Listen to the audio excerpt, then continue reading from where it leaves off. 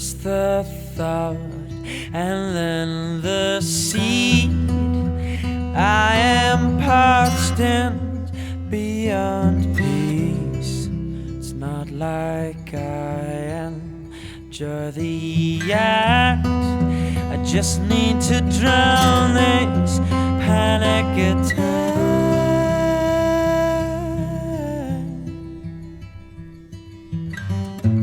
There's really nothing here to see.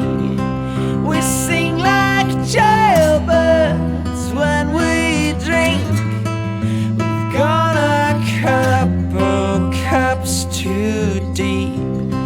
We sing like jailbirds when we drink. We sing like jailbirds. And by the way, just chime in whenever you want to. Like, Cool. All right. You know, it's like, don't think of it like I'm interviewing. Okay. It's like, you know, it's your voice counts just probably more than mine.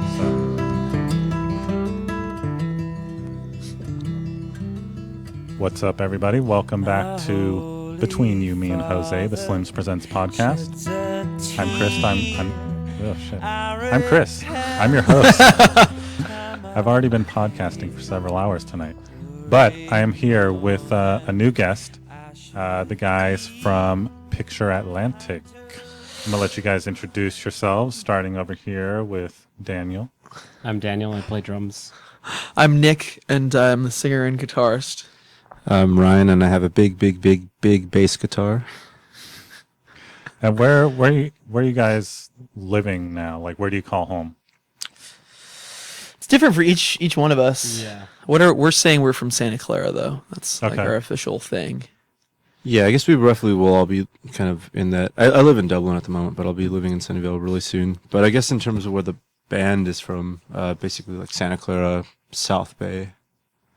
And how did you guys come together? I know a lot of you were in bands previous to this, but what was the origin of Picture Atlantic?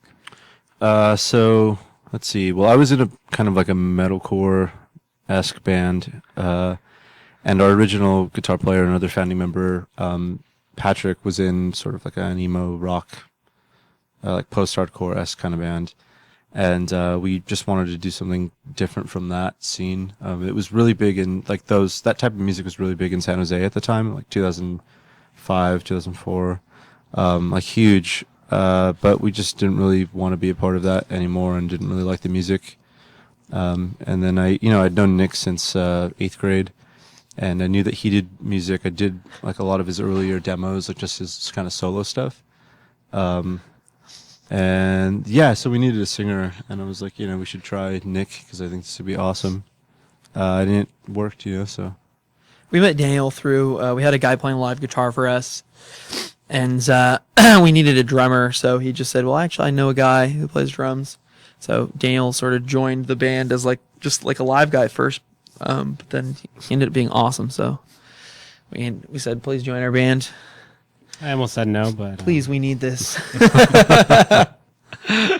Well, how did you guys get started making music in the first place? Do you come from musical families? What was the origin of your interest in making music yourselves?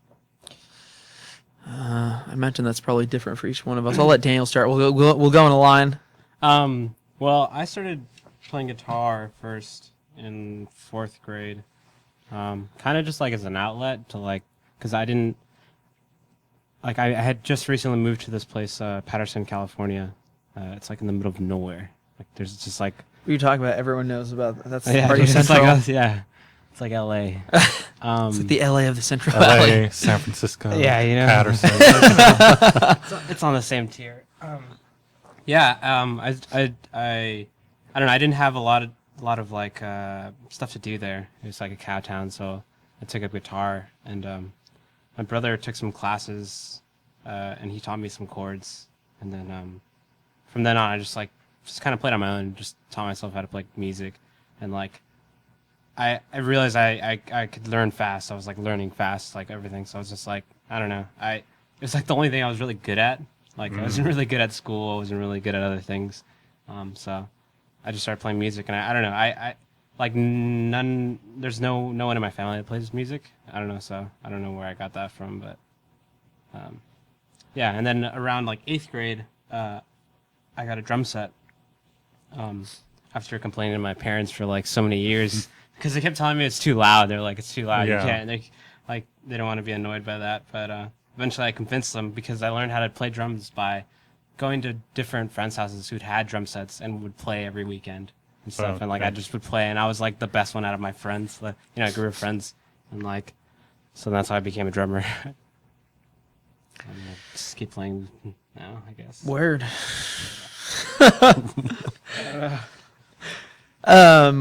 Boredom. I mean, boredom Yeah. is one of the major fields of art. Sometimes, yeah, that is very true. Well, it's better to play music than to do some other things you can do alone in your room. In the middle of Patterson, California. Go like cow tipping or something. That is true. That sounds. I mean, you could become like the master cow tipper and just you could scare the valley into lockdown by just tipping as many cows as possible. But that's not nice. Yeah, you know? no. The cows don't appreciate that.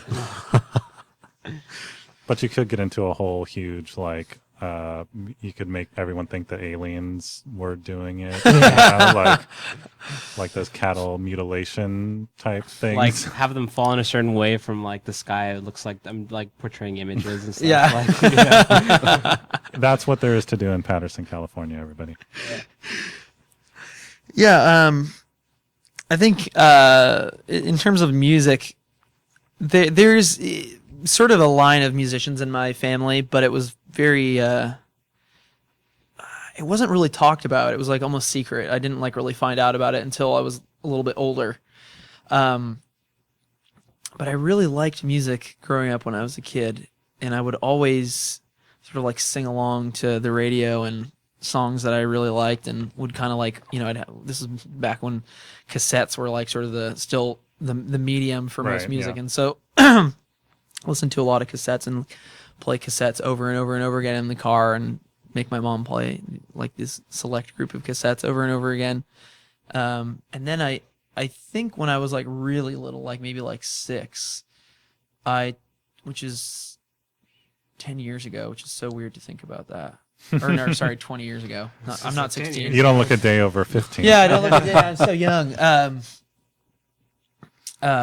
I started like recording my own songs. Like I would just grab a cassette recorder and just put a blank tape in and just sing randomness into these tapes. Nice. And give them to my aunts as like presents, and they would like listen to them and probably laugh. Like it was probably their one like decompression sort of like ritual after work was to like listen to these and laugh. But so that's kind of like when I started getting into music at a really young age, and always really loved music. But then I learned how to play guitar when I was maybe about 10. Like my babysitter at the time taught me some chords, and then it kind of just developed from there in a variety of ways. But then I also like found out way later that there was sort of like a musical legacy in my, especially on my mom's side of the family. Like her uncle was a violin player, like a really great violin player, and he played like at Carnegie Hall and like did a lot of like more like high level sort of violin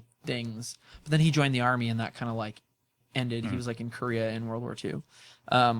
So it's kind of always been there, but I just kind of kept playing and like developing that. And I was on the worship band in my youth group at church, and so I just kind of like kept doing that, and just played rhythm guitar, and didn't have any interest in like writing songs. I was like too scared to write songs. But then eventually I did. I sort of took a chance after I'd spent a lot of time learning other people's songs, and just kind of like started writing, and then started playing music on my own.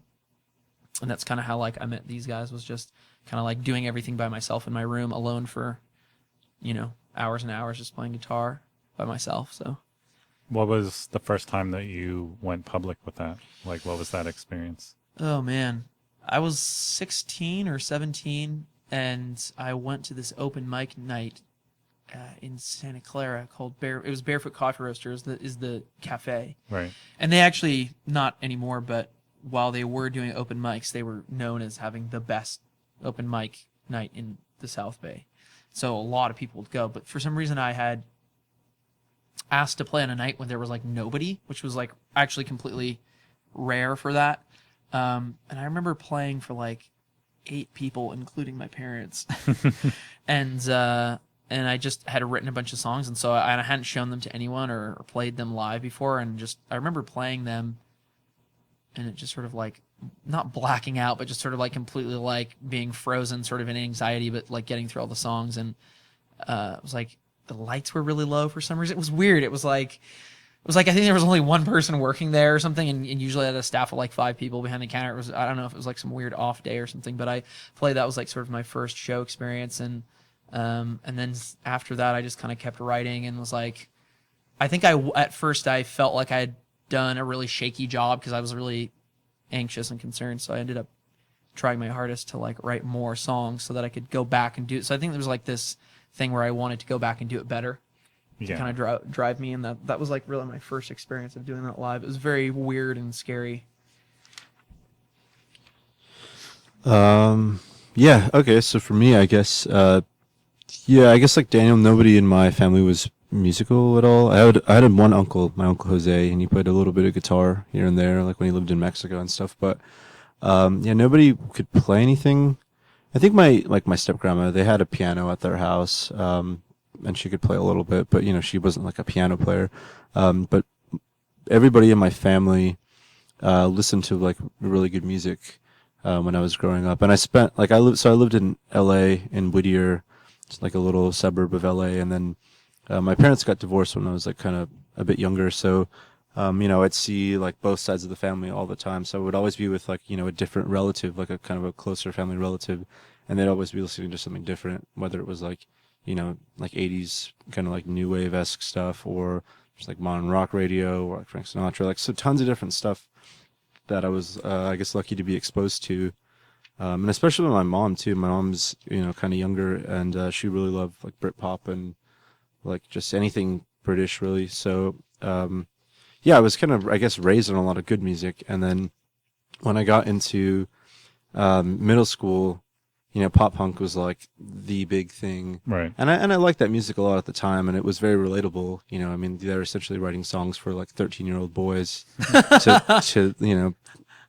to listen to. So that seemed like the easiest thing that made sense to do musically. I mean, it was like, very easy to play. Even back then I was terrible at bass though, but I convinced my mom to get me a bass. So she went with me. She was always like really super supportive, and I got, my first bass and this little amp and stuff, and just made this band with our friends. And Nick was actually in like the first band that we ever made. And what was the name of that band? We were called John No Home. John No Home. Yeah. So our drummer. Long story short, if you ever called our drummer's house, like he was always practicing drums. So his mom and he had an older brother named John as well, who I guess was never home. So his mom would say like, John No Home.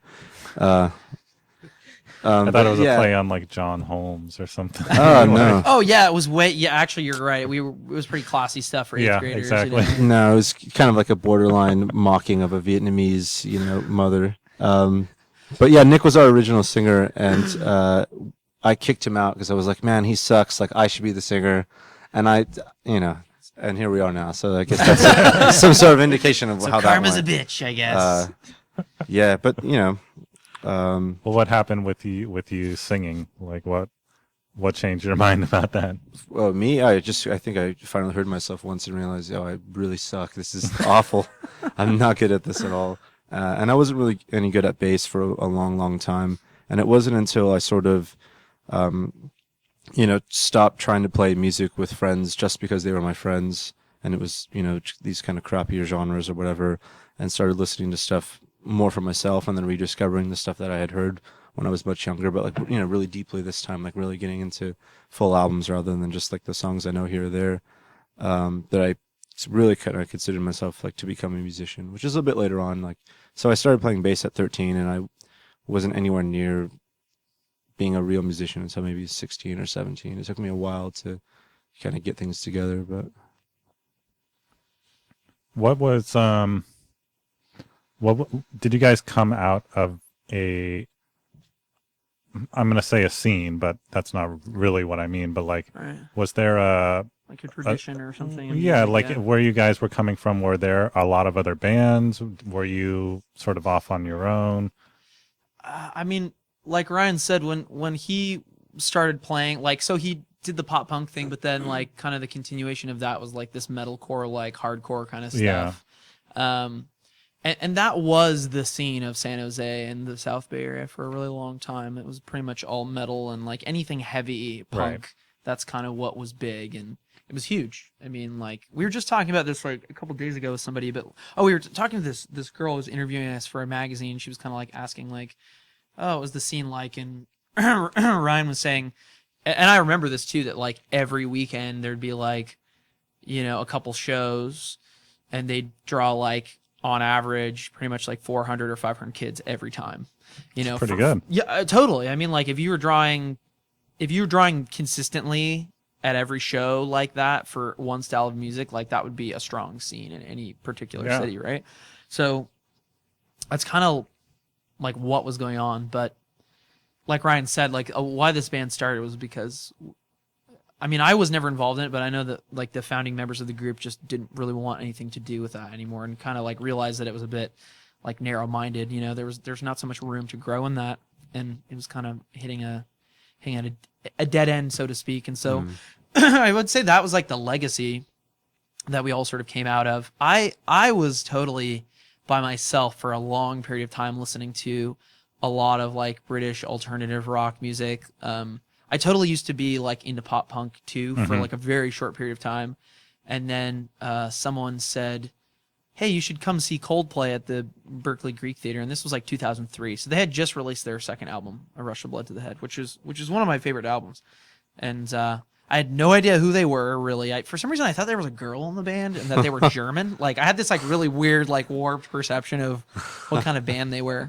They had a magician. Yeah, they had a magician on stage who was like... Well, the jury's still out on Guy Berryman, so... he might actually be a magician. Or German. Or German, yeah. You never know. Or a girl, you never know. Yeah. Well, I could tell you, I could verify that, but that's neither here nor there. So I went and saw them, and that kind of blew my mind. Like, they were so good live, and Greek Theater is an amazing venue. So I think there was like this sort of magic about the show, and I had never really heard a band that was so melodic but yet powerful. I mean, because like when you go to see a big concert, like sound systems are big. It really amplifies and intensifies everything that you're seeing for a band. And at that time, the thing that I kept hearing was, "Oh, Coldplay's this like pussy band," that.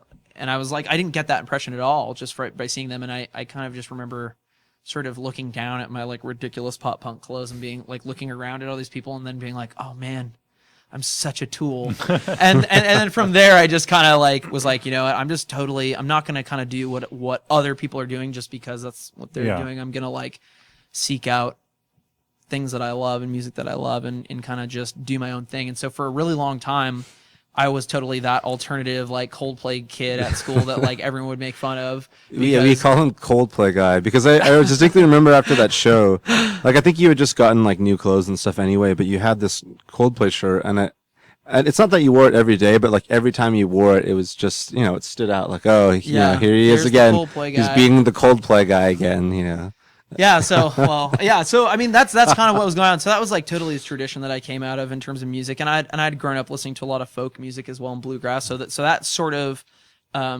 translated into me liking Damian Rice and Nick Drake and people like that. So it was like not necessarily singer songwriters because I think that implies that you're from San Diego and have a fedora on, but like that you're just writing your own music and it's folky and ambient. And then I really got into Radiohead too, and that was like a huge influence for me. So I guess the thing that I'm trying to articulate is that at some point we all sort of left some sort of scene to just kind of keep doing our own thing, and that sort of interconnected somewhere, and that kind of led to us just kind of built this like attitude that we have in the band where we just like really don't care what other people are doing so much, like, or we don't really worry if people sort of criticize us for doing one thing or going a certain route musically, just because we kind of have always felt like we've done best when we do that.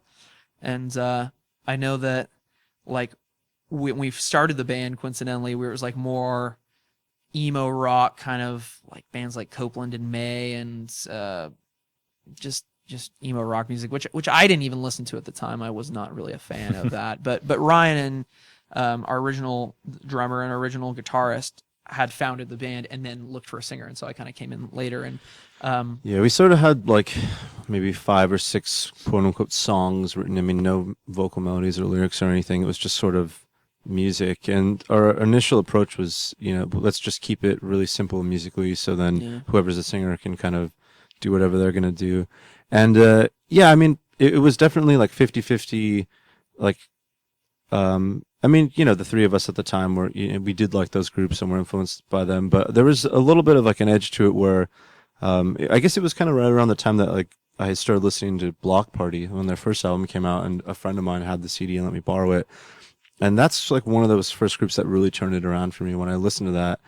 And the thing that got me was that I realized like, wow, like I could eventually do something as good or not. I mean, that's kind of subjective, but like something on par with this. Like this isn't music that I don't think like, is impossible for me to understand. Like I can listen to it and say, okay, I see what he's doing here. Like I can understand this sort of stuff. So, there was like a little bit of that in it at the beginning, but I mean, we didn't really know what we were doing, and we didn't really have any like real direction, I suppose. Our goal was just, let's not do everything else that we've done prior to this point, or whatever's going on right now. And that reached a point too where we kind of were like, we had sort of done this more melodic, like emo rock stuff, and then a lot of bands started to copy that. And I don't think it was directly because of us, but I definitely think we were part of a group of maybe like 3 or 4 bands that like were not playing hardcore music, and so that sort of brought that up in the scene, and so people were, trying to emulate that to some degree.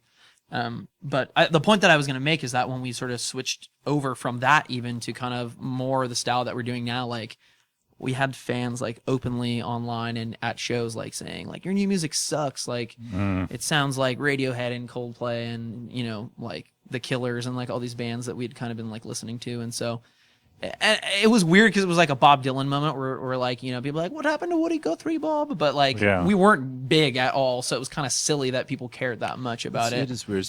There's still some people that will come up to us at a show and say like, oh, play, like there's this song Auburn Hair from like our first EP, and they're play Auburn Hair. We're never gonna play that again. Like, it's never gonna happen. Sorry, guys. In a way, when we did that first iteration of the band, and our drummer left, right after that EP.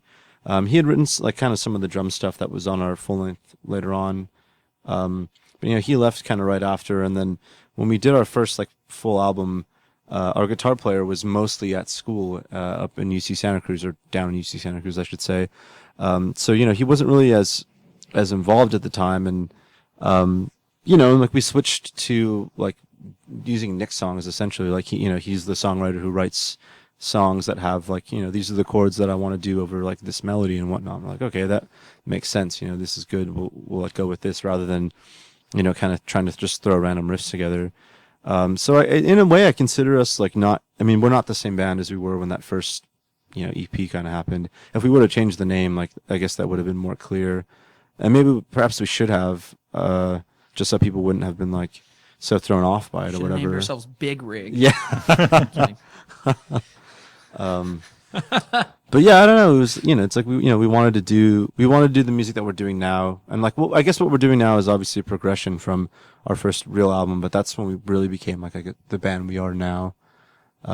Just in terms of like, not even necessarily the styles of music that we try to do or whatever, but just the like the collective mindset, I suppose, and the kind of goals that we work towards, or just the kind of like maybe feelings or whatnot we try to evoke in the songs and things like that. So, at what point did you guys really start to take it seriously? Like, at what point did it change from being like some friends in a garage, like fucking around? Yeah. And you guys really thought, okay, people are responding to this. We should really do this. Oh, I'll say this, that there was a long period of time where I think we naively thought that we were doing it seriously. And every band goes through that period where they're like, you know, yeah, we're really doing it, right? Because we've played every venue in San Jose. Like, that somehow seems big. I would say it really hasn't been till more recently, like last 2 or even 3 years, that we've kind of started to do that. And that's actually kind of when Daniel, like, joined the band too. And there was kind of this awesome moment where, like, our work ethic was, like, very, very paralleled, like, across the board. Like, everyone more or less that was involved was very paralleled in their work ethic and, you know, how much they contributed to the band. And I think we've always sort of reached for pretty high goals in our group. And sometimes, even though the goals were unreachable in reality, I think especially at that time, even though we kept, you know, saying, oh, like, it's just gonna be another year and then this is gonna happen. Like, the fact that we kept reaching for sort of high goals kind of ended up paying off in the end, strangely. You know, that sort of like hope and maybe even delusion, like, sort of led to us just like, and it was a good thing ultimately, I think, because it taught us a lot about the realities of being a band today and not in any other time period, because that's a problem that a lot of bands have. This, you know, they still think it's like the 60s and you just have to be really good, man, and like play a sweet residency, and then, you know, some A&R guy's going to sweep you off your feet and you're going to get picked up. And that was kind of the naive thinking that we had when the band started. And 2-3 years ago when that changed, I really think that's when we all kind of were like, realized that there's like a certain way that we can like channel that energy into actually like getting stuff done, so the substance is like there instead of just sort of hoping and wishing, I guess. And I feel like that qualifier or whatever kind of changes a lot. I mean, with each sort of year or release or like maybe a milestone, like to us, you know, relative to us, you know, we kind of like step back and reevaluate things and, you know, consider like, you know, did we really make like good progress? Is this kind of what we thought it was going to be, and all this stuff? I mean, I would say even to go back to answer like the original question, like just with a straight answer, maybe like 2 or 3 months ago, really, even like things kind of in a way, like relative to how they were before, I feel like we've kind of looked back and recognized like, wow, these things that we thought were important aren't really as important. And these things that we didn't consider are important. And, just like, you know, our mindset now, like we're all, I mean, the band now, we're all on the same page with everything. And, you know, we have our like, you know, you're always going to have your reach goals and stuff, but I feel like we have, you know, our more realistic short-term goals that we know if we just kick ass, we can, you know, accomplish them. And also, I guess, to be candid, I think that we spent a lot of time, with, I mean, the band as a whole, everybody that's been in the band at some point and stuff too, but, you know, being,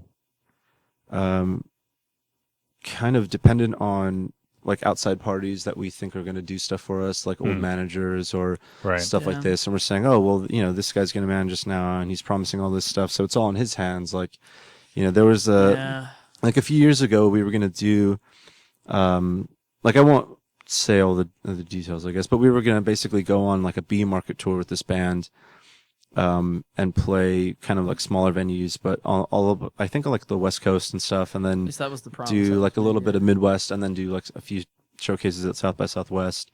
And we were like, all right, this is going to be great. Like, everything's kind of worked out for us. And then we did our own little tour for like, you know, maybe a week or something before we came back, and we are going to kind of wait to do the next thing with them. And then it all sort of fell through. And, I mean, we were just lost in terms of like the band itself, and then just individually, you know, back when our old keyboard player, he lived at this house that had a hammock in the backyard, and I remember just getting off the phone with our manager at the time when he had kind of broken the news to me, and just swinging on that hammock for like maybe an hour and a half by myself, just thinking like, like it was all going to be like, we were going to have it, you know, we were going to have everything. And not to say that tour would have been like the end all, but it would have really helped us though. Yeah, it would have been that, you know, the next step up the ladder. That's the way I always try to think of things, is, you know, as long as we're on like the proverbial ladder or whatever, going up, you know, at least one rung at a time, like, you know, I think we'll eventually get to where we want to be. Yeah. But yeah, I mean, you know, we kind of just dwelled on things a little bit too much when they didn't work out. And if there was something that we thought was going to work out coming up, you know, at least me personally, I would dwell on that a lot as well. And so just trying to get out of that mindset, you know, like nothing's going to happen unless we make it happen. You know, I'm always going to be hopeful and like kind of be a dreamer about stuff. If I think we're going to get an opportunity, I'll be really excited, but like try not to be as kind of let down if it doesn't happen, because I guess it doesn't really matter in the long run, because if we are in it for the long run, I mean, we are, but if anybody is in something for the long run, you can't let the little setbacks or even like the minor victories, sort of sway that in any way.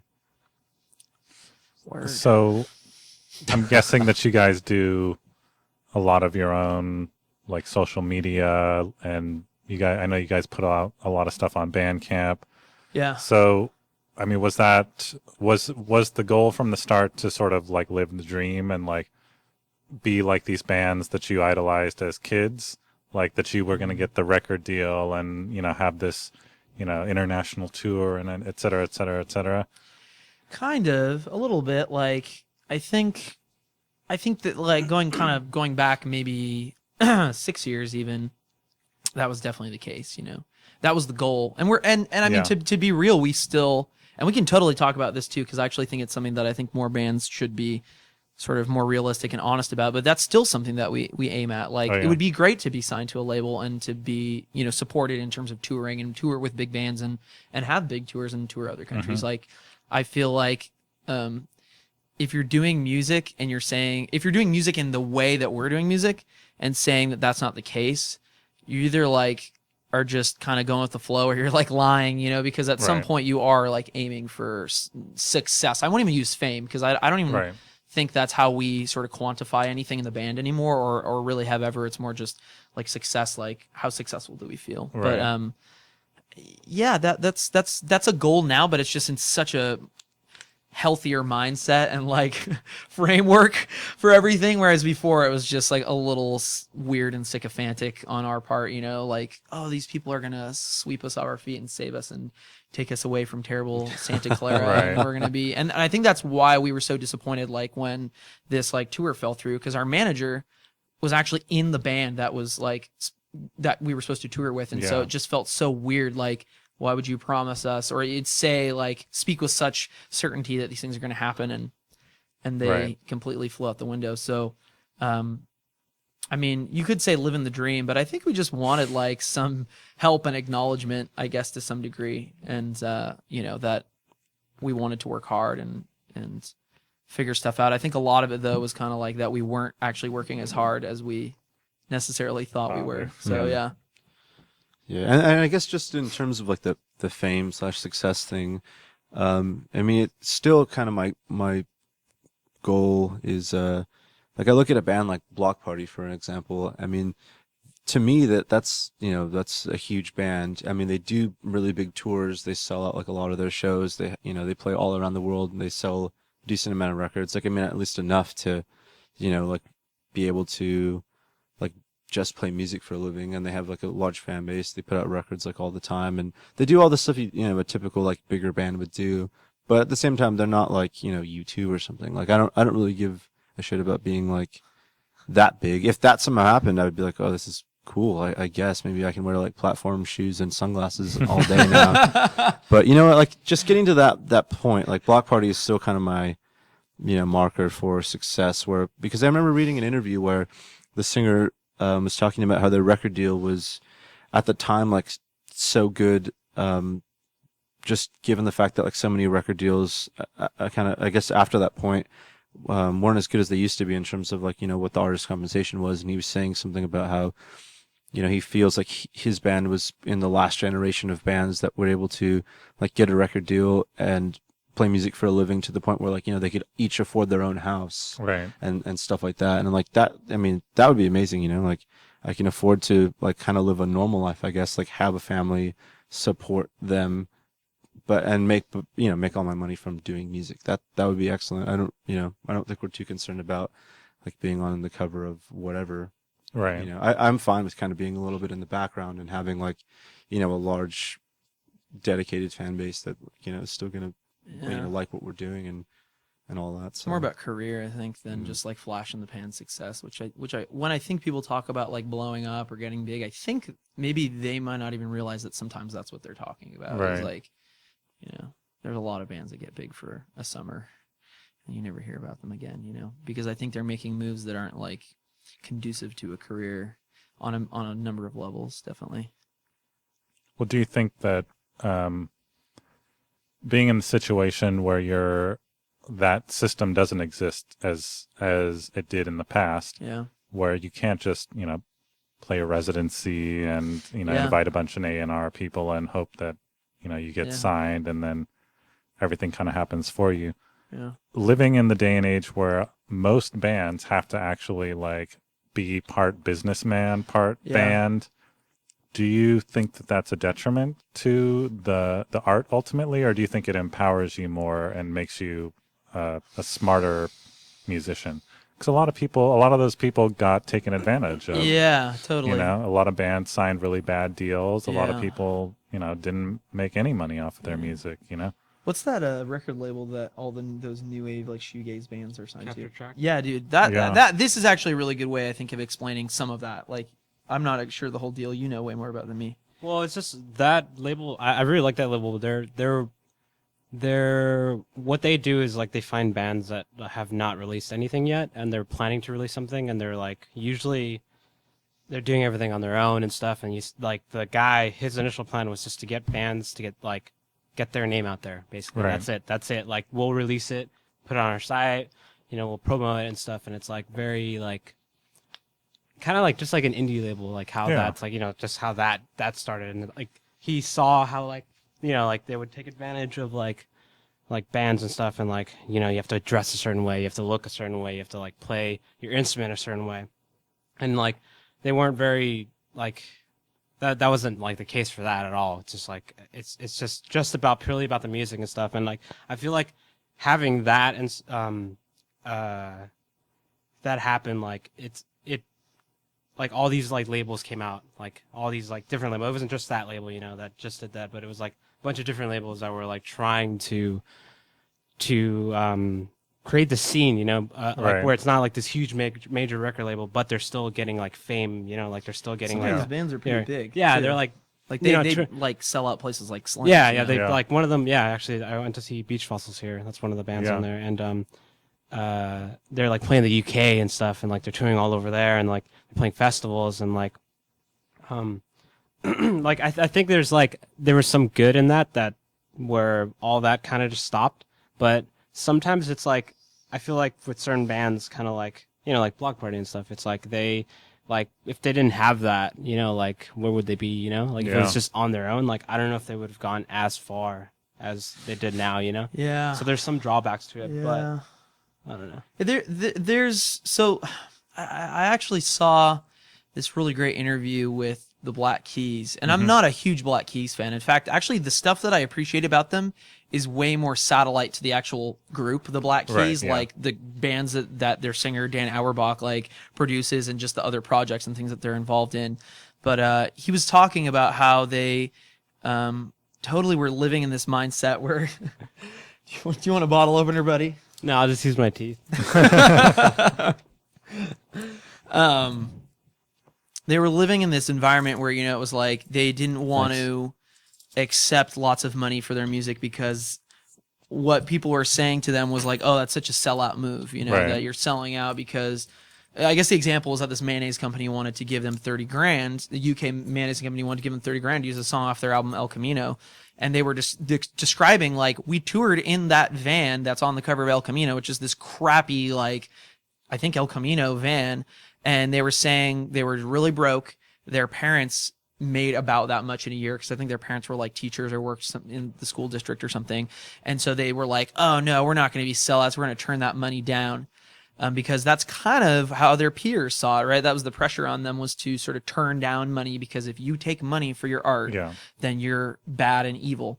And then their parents ended up getting really upset with them and saying, what are you doing? I make that much in a year and you're about to make it in like one paycheck Right. for what you love doing.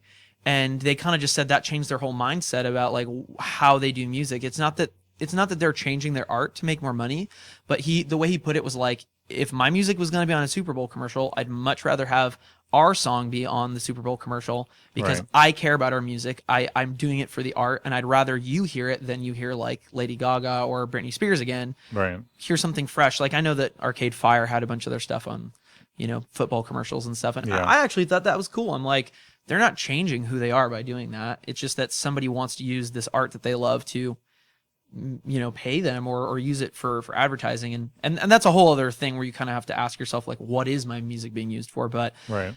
if someone came to me and said, here's 10 grand and we want to use one of your songs, and I felt good about the message or the context that it was being framed in, I would gladly say yes to that $10,000 because I didn't write the song. I mean, I'm saying from my perspective, I didn't write that song in the hopes that one day specifically I would make 10 grand. Right. Just like I just wrote this song because the melody popped in my head and we all tried our hardest to make this the best song that we could. And so that kind of like, after I saw that interview, it kind of changed my perspective on some things and it made me realize that it's just the reality that you have to be a little business minded. And I think when people say that, the connotation is with record labels that rip off bands and screw them with bad contracts. But being business minded it doesn't actually imply that you're being, evil or shady or that you have the wrong intentions. In fact, I think it just means you're just trying to think about this in a smart way. Like you cannot do a band even at this level, which is still a very small level for Picture Atlantic. You can't even do the band unless you're asking for money to play shows. And I guarantee you all that money goes right into our gas tank. We don't make a cent out of that. I think the last time that I benefited from money at a show was like we used the remaining $20 after our gas tank was full to buy everyone in the band milkshakes at Wendy's. You know what I mean? Like it was not, or at Jack in the Box or something. Like it was, and that was the joke actually, was like, well, we put in like years of hard work and this is the payoff. This is like our big like label forward where these like Jack in the Box Oreo milkshakes. And so, I know a lot of bands that are like, yeah, man, we're just really struggling. We can't pay for anything. They can't even play out of town because they don't have the gas money to, facilitate that or even just buy a car to begin with. And I really think that culture in music is really negative and it's damaging. And I don't think they realize that they're damaging themselves and other bands by projecting that onto other bands and saying, oh, you're such a sellout for trying to get a guarantee at the end of the night. Yeah, and it's not like they're like they're using it at a like McDonald's commercial where like they change the lyrics of your like song. It's like they're using your song just as your song. Maybe they might be instrumental version of it, but it's like there's still your song. They're not altering the main point of your song. So that's and especially for a smaller band too, like to pass up $10,000, like you could do an infinite amount of stuff. If you're a smaller band for 10 grand, like art, you could like record a whole full length and press it and do all this stuff. Like, what was that? I think there's a storm going on outside. Kind of sounded like a gunshot or someone being run over by a motorcycle. Holy shit! Just got real. You guys live in a rough neighborhood, man. Sorry. But yeah. Anyway, so because it's like I highly doubt that the guys from the Black Keys got that. Let's say they took that $30,000. It's not like they were going to take that and go back to their mansion and like wipe their asses. Right? They would have been like, oh wow, we can actually like keep doing what we love to do, and someone also likes it at least enough to pay us for it. Like, I think if you're trying to be a musician and as a career musician, and you don't want to just be, not to say that this is like any less, but to be like a session player, you're going to make all your money from doing that. I mean, is it selling out to be a session musician and play on like a bigger artist record and like play drums and get paid a fee? Like, no, that's what you do. That's your job. You're good at it. You're going to get compensated. Jazz musicians have it right. Right. Like all the jazz musicians that I know are like won't go any lower than $75 a night just for themselves, like just as an individual player, plus tab at the bar, plus food. They need to be fed. Like, I mean, if you're gonna play even like 2 hours, I feel like that's reasonable. You're investing your time outside of that show to get really good, so that people don't boo you off the stage. Right. Like what the end result that people see, I think fans and the audience take it for granted a lot of times. And that somehow if a band is terrible, it's like like they weren't expecting that. Like what? All bands are supposed to be like all right, So. It's just, I mean, really to kind of like focus in and answer your question, I think being aware of sort of having to be half artist, half businessman. I mean, like if you want to sort of really get down to it, people look at the 60s and 70s as sort of the height of artistic expression in pop music or in rock in a mainstream setting. But like you could look at Andy Warhol as like a businessman, he totally like manufactured and contrived everything about himself and his whole crew of people almost like a brand. Like I don't think he used that terminology, but essentially he like branded himself and his Yeah. crew of weirdos and drug addicts, you know? So, I mean, it worked. Like people were like so weirded out by him that they were willing to put reprints of soup cans everywhere, Right. you know? And I think that idea is a smart idea. Like that artistic idea that he had was a smart idea, but it certainly was like he was beating that dead horse for Yeah. a while, you know? And it really Yeah. should have been a lot, in my opinion, should have been a much shorter sort Well, of. Yeah, the interesting thing is that pop art was a reaction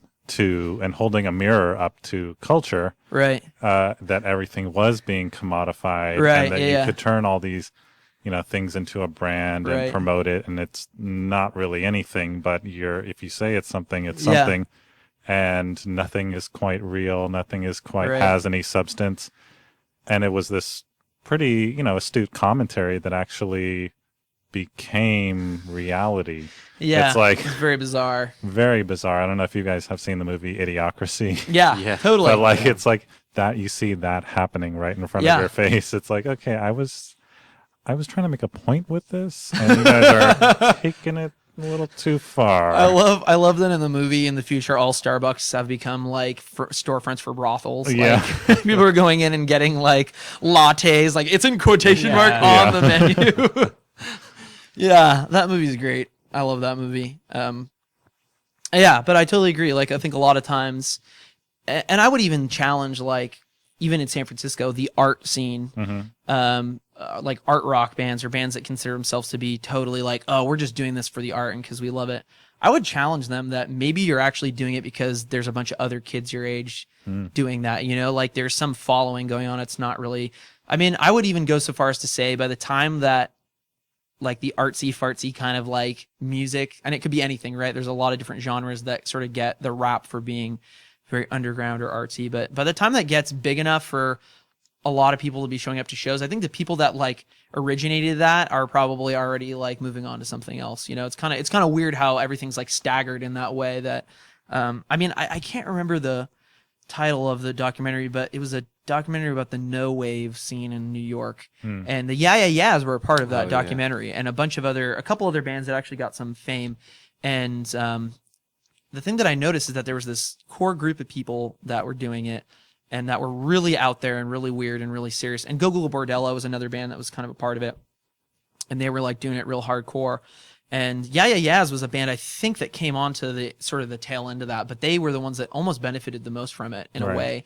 And the people that were doing all the weird stuff were already like sort of jaded and cynical about the sort of almost like 1.5 generation of this no wave Yeah. thing that started in the 70s with Lydia Lunch or whatever. So it was Yeah. like, it's so, like you said, I believe a lot of times that when people start a movement, it kind of ends up becoming the exact thing that they say they hated. And that's gonna happen. And I'm not scared by that, but I just find it so funny that there's like this farce going on, like, oh no, like we're really artsy, we're doing this for all the right reasons. It's like, Right. nah, you're probably just doing it because your friends think it's cool. And, so I would almost challenge like anyone just to like reevaluate that for themselves, especially if they're an artist. Like, you do have to sort of look at yourself from time to time, even when you're kind of up and coming or trying to get big or you're really small. Just, don't think that you've arrived yet because you haven't. And I think that's kind of, I see that's what that's manifested as, is like, we've arrived. We are, bagpipe dubstep or whatever, some weird new form of music, and that's the future, and that's all they focus on, and it gets myopic, and there's nothing beyond that for them. The one thing I really remember from that documentary is I don't even know what the guy's name was or what he did. I don't know if he was like in a group or if he was just like a guy that painted with feces or something. But I remember that the people, the documentarians, they interviewed the Yeah-Yeahs and then they cut to a clip of an interview with this guy, and they're like, so what's your opinion on the Yeah-Yeahs and how you kind of what Nick just mentioned about how maybe perhaps like they were lumped into this scene even though they weren't part of it, and the guy kind of has this reaction where he's like, oh, well, who the fuck are the Yeah-Yeahs? And I can remember sitting there and watching that and saying, well, dude, who the fuck are you? Like, Right. you know what I mean? Like, I've heard of them because I know that they make cool music, and it seems like they're a genuine band that likes what they're doing. And I can see, and she gets like a little weird with the Bjork costumes, but like, you know, musically they're awesome. They're good live and stuff. But Yeah. it's just like, dude, well, it's very clear to me like what they're doing. They're making music that I personally think is good. Like I have no, what are you doing? Like who, you know, to kind of sit there and be a little bit arrogant about it when it's like, dude, you know that you've heard of the AES Right. before. You can't be like part of this thing and be from like Brooklyn or whatever and not have heard their song on the radio or something. You know, it's just like, I don't know. That is a little frustrating to see that, definitely. There's definitely people out there that maybe take themselves a little too seriously, and I mean, that's going to be... And there's people that take themselves too seriously on all ends of the spectrum, you know, whether it's really artistic music that's supposed to be weird and out there, or whether it's super duper poppy music, you know, like my friend Ricky is the tour manager for a local band that we're friends with called Finish Ticket, and he was telling me stories that he had heard from this guy, and I can't remember his name, but he used to be sort of in charge of bringing in like guest performers and celebrities to play at Tower Records in New York, back when like Tower Records Right, was kind of yeah. the maker, like, you know, they would make the next big band because he would sort of decide who Yeah. got put in there. And he told me this crazy story about Madonna, you know, that was just like, you can be a diva in intellectualism as much as you can be in fame, you know, it goes kind of both ways. And so I just sort of try to take everything as humbly and genuinely as I can, because I feel like I'm scared of becoming that to some degree, because I've been that person before, and I Right. didn't like myself when I was like thinking that I was awesome, or like our music was really smart or whatever, you know, and you kind of sort of lose track of like, you're just some like 19-year-old kid playing music in Santa Clara. You're like nobody, you know.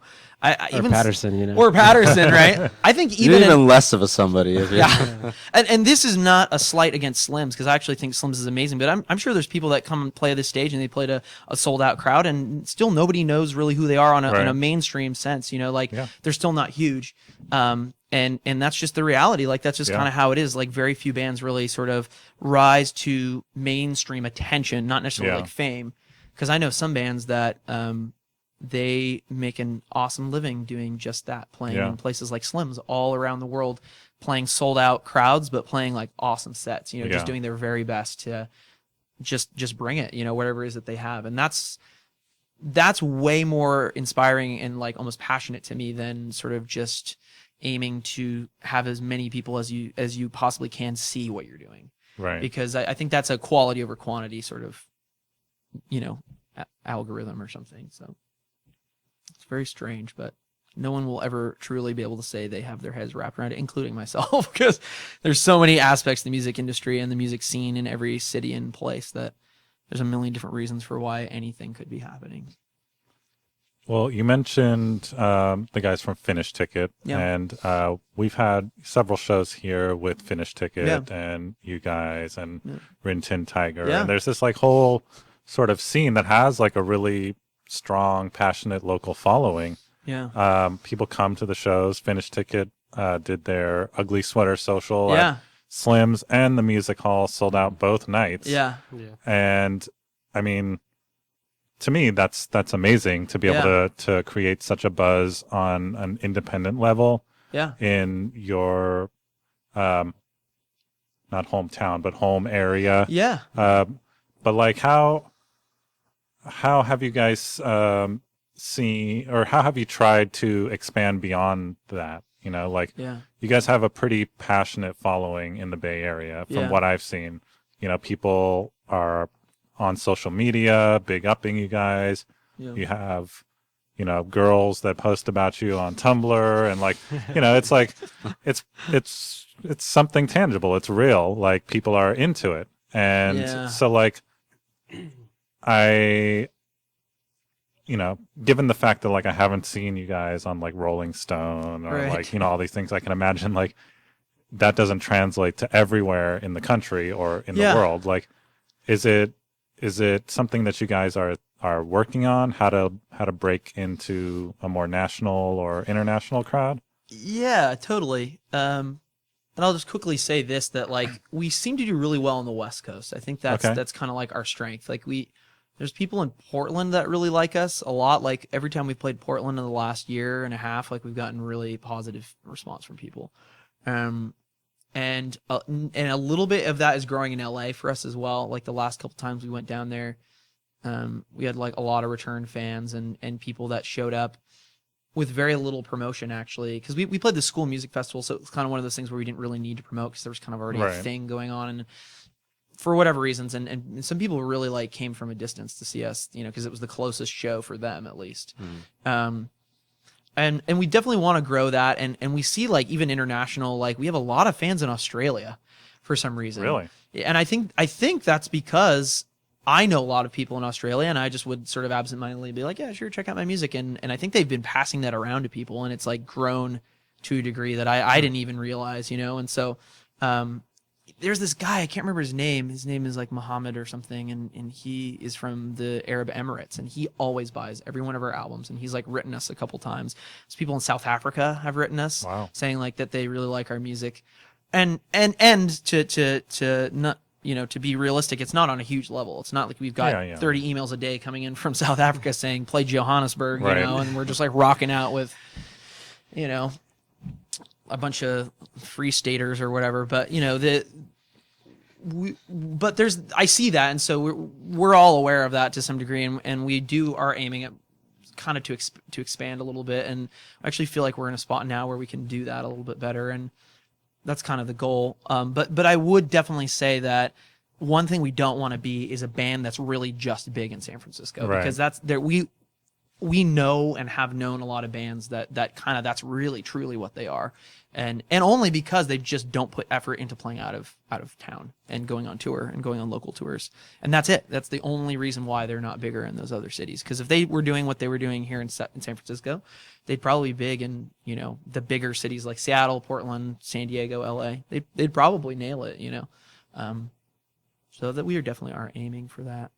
We just want to really do it, and I hate using this word, but sort of an organic way, just that we need to do it in a smart way too. We can't just sort of say, yeah, let's go out on tour and max out our credit cards, because that's just, sometimes that doesn't work, and then you come back home and you just have a maxed out credit card, and that's really the end result of that tour. So we definitely want to be wise about it. Yeah, we just like try going back to like LA and like up north a little consistently, and just try to be smart. Like it's better to play like good shows than a lot of shows, It's like it's because I've heard of bands that are like, yeah, we go play like 5 shows in like Portland or something, and like they're all really like crappy, and it's just like to nobody. But it's like if we go there and play one good show with like a decent band that has like a decent following there, we open for them or main support for them, and it's like people are like actually there. It's like a half-packed room, like that's a win for us, and it's like that's kind of how we try to do it each time, where it's like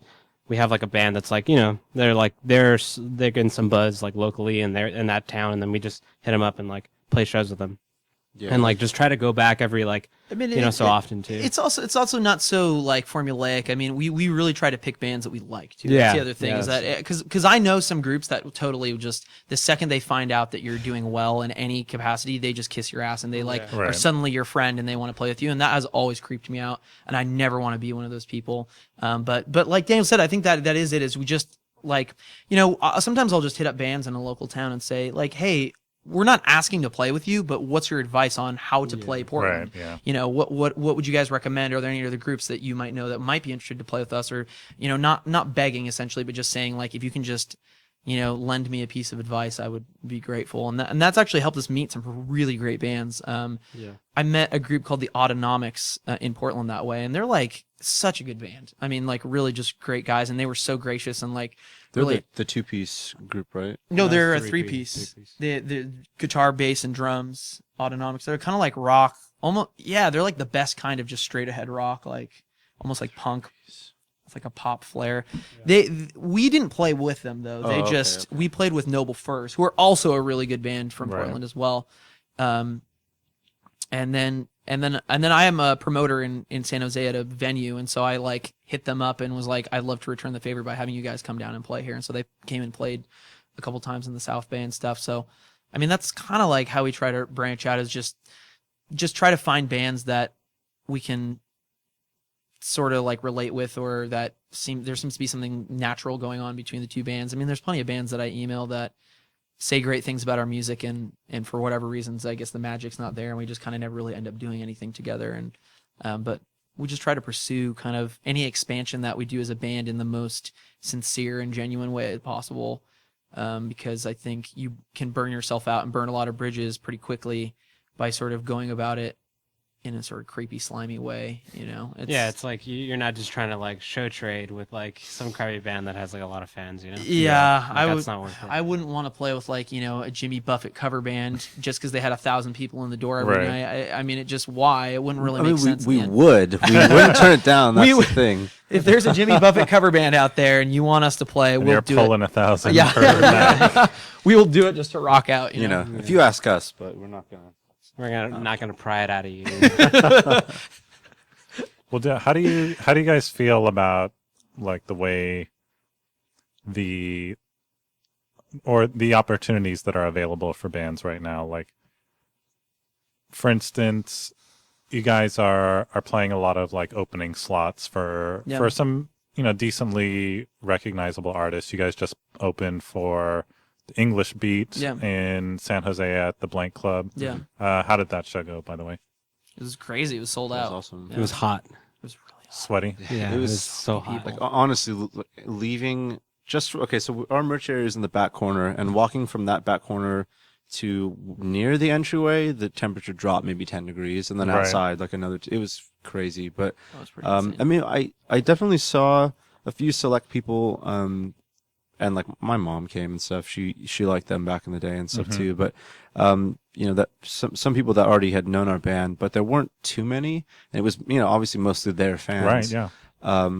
But we got, you know, they were really receptive to us. Like during the set, you know, like they don't know us, they've never heard us before, and people were, you know, like screaming and stuff, and like I could hear like you know, there were like a lot of positive comments going on, a lot of random people and older people as well, I guess, like relative to our crowd. Usually, you know, we're just talking to us and complimenting us after the show, which is a great feeling. You know, I love when especially like I guess quote unquote, I say older, like, you know, with a grain of salt, but like people in their 40s and on say good things about our band, because I'm like, okay, you know, this is sort of proof that we're not, you know, just some. I mean, I know that we aren't a band that's just trying to appeal to 15-year-old girls Right. to get big for the moment.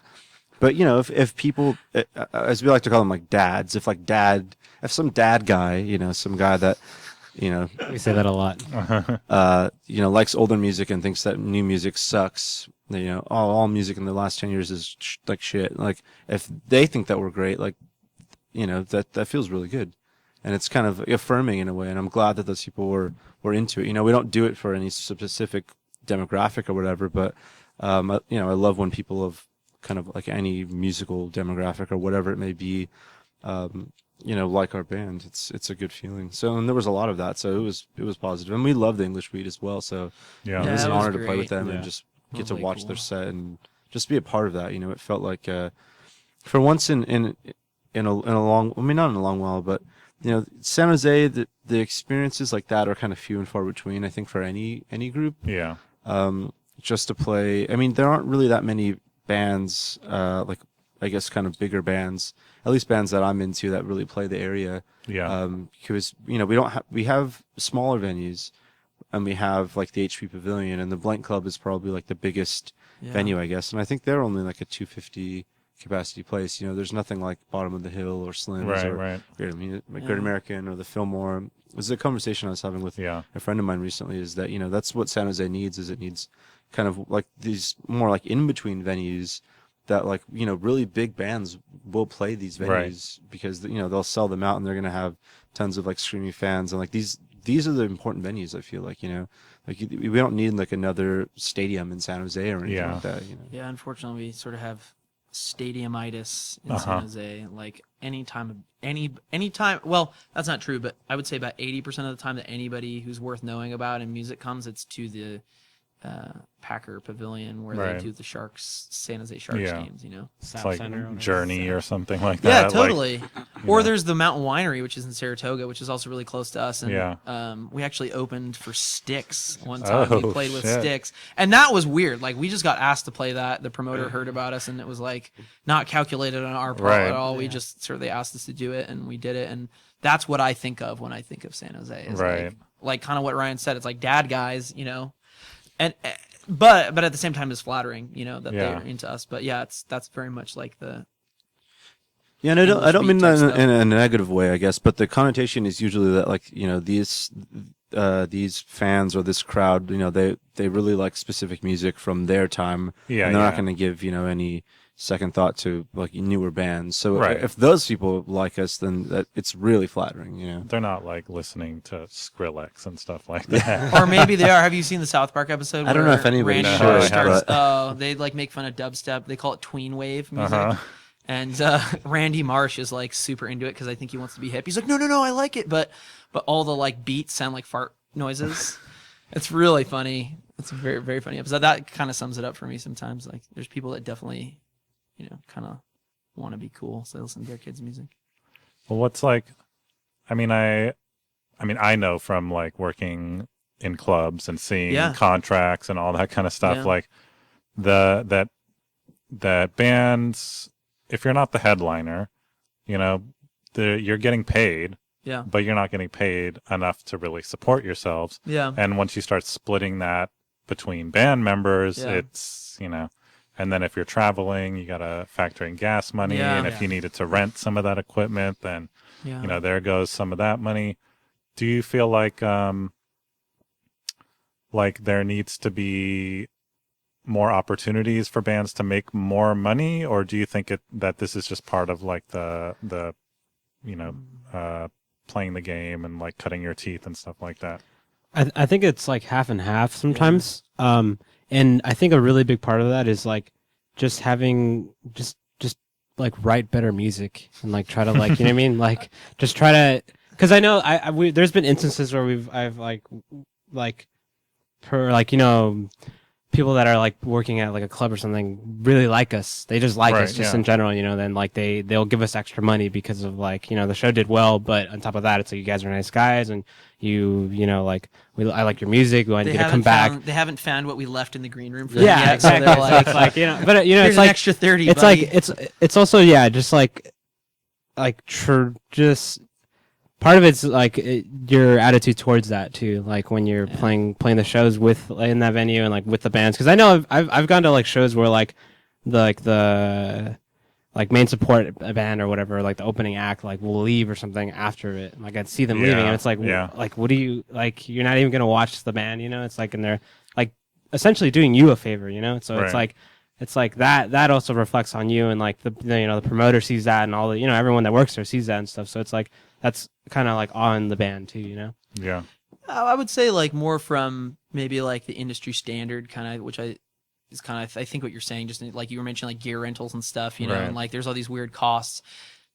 I've had two experiences where like, or two kinds of experiences where one, you definitely open for a much bigger band and like, it's just kind of undeniable that you're going to need to get paid more. And Right. Yeah. it took us 30 minutes to get to the show or whatever, and so our gas is covered if we get paid $150, and then that extra money can go towards more gas later or merchandise or something, so it's just kind of recycling what you make from the band to help the band keep moving forward. But we've played shows where we've opened for much bigger acts than us and actually drawn way more than them, but they have some outrageous guarantee, and then we actually get screwed out of money that we really should have made Right. for our hard work, and that's probably the most frustrating, and I actually think that has to change. Like, Right. I think the industry just needs to be, and I'm also saying this as a promoter too. Like, I recently just worked with a band that initially came to me and asking for $1,000. Right. And I was like, me and the owner were like, we knew for a fact there's literally no way that you were going to draw enough people to warrant that we pay you $1,000. Right.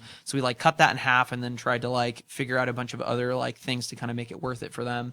And I think promoters just have to be okay saying that, like I think good promoters should do their research and just know maybe, or have some idea of what they're going to be bringing, because I actually have a lot of sympathy for venues, and people are really brutal towards and critical towards venues, but I don't think people it's realize how much it takes financially just to keep the doors open. And that's not even to pay the people that are keeping the doors open. Right. Yeah. It's so much money. And so, Yeah.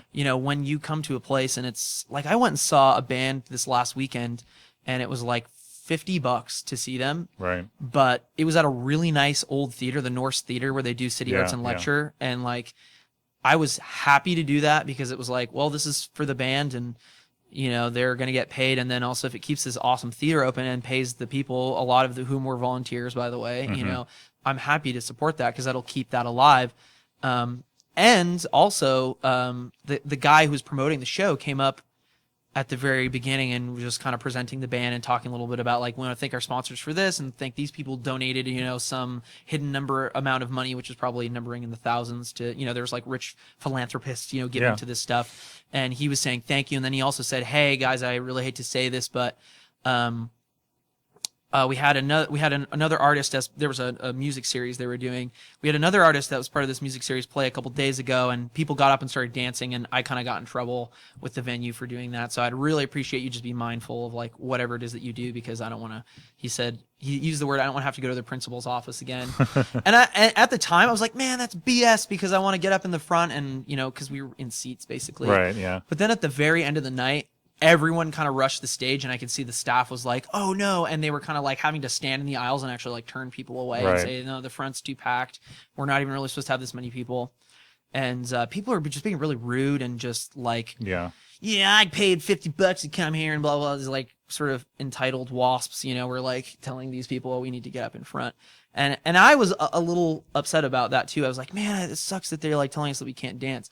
But never once did I like blame the venue. I was just sort of like angry at this circumstance, because I just thought about it from their perspective and thought about like what I do at a much smaller venue where we're only charging $10 at the door. Like people just rail us for the stupidest things. Oh, for sure. And I'm sure, as you know too, like probably way more than anything I've ever had to deal with, you know? And so, I mean, the most that I have to deal with is like 15-year-olds telling me that like, I don't know rock music. And I'm like, okay. Like, I mean, not even to be that guy, but I'd be like, I've been playing music like longer than you've been alive. So like, you know, I think you need to chill. But, I just, it's sad to me that like, so in regards to your sort of like guarantee thing, I sort of see both sides. Like I understand that some people just don't receive what they're worth. And I hate to say it like that, but like I say this for myself, like there's sometimes we play a show and we get paid $150. I'm like, that's fair. Like that's how much we were worth tonight. If you want to look at it from a money perspective, like the promoter was trying not to lose his house, you know, basically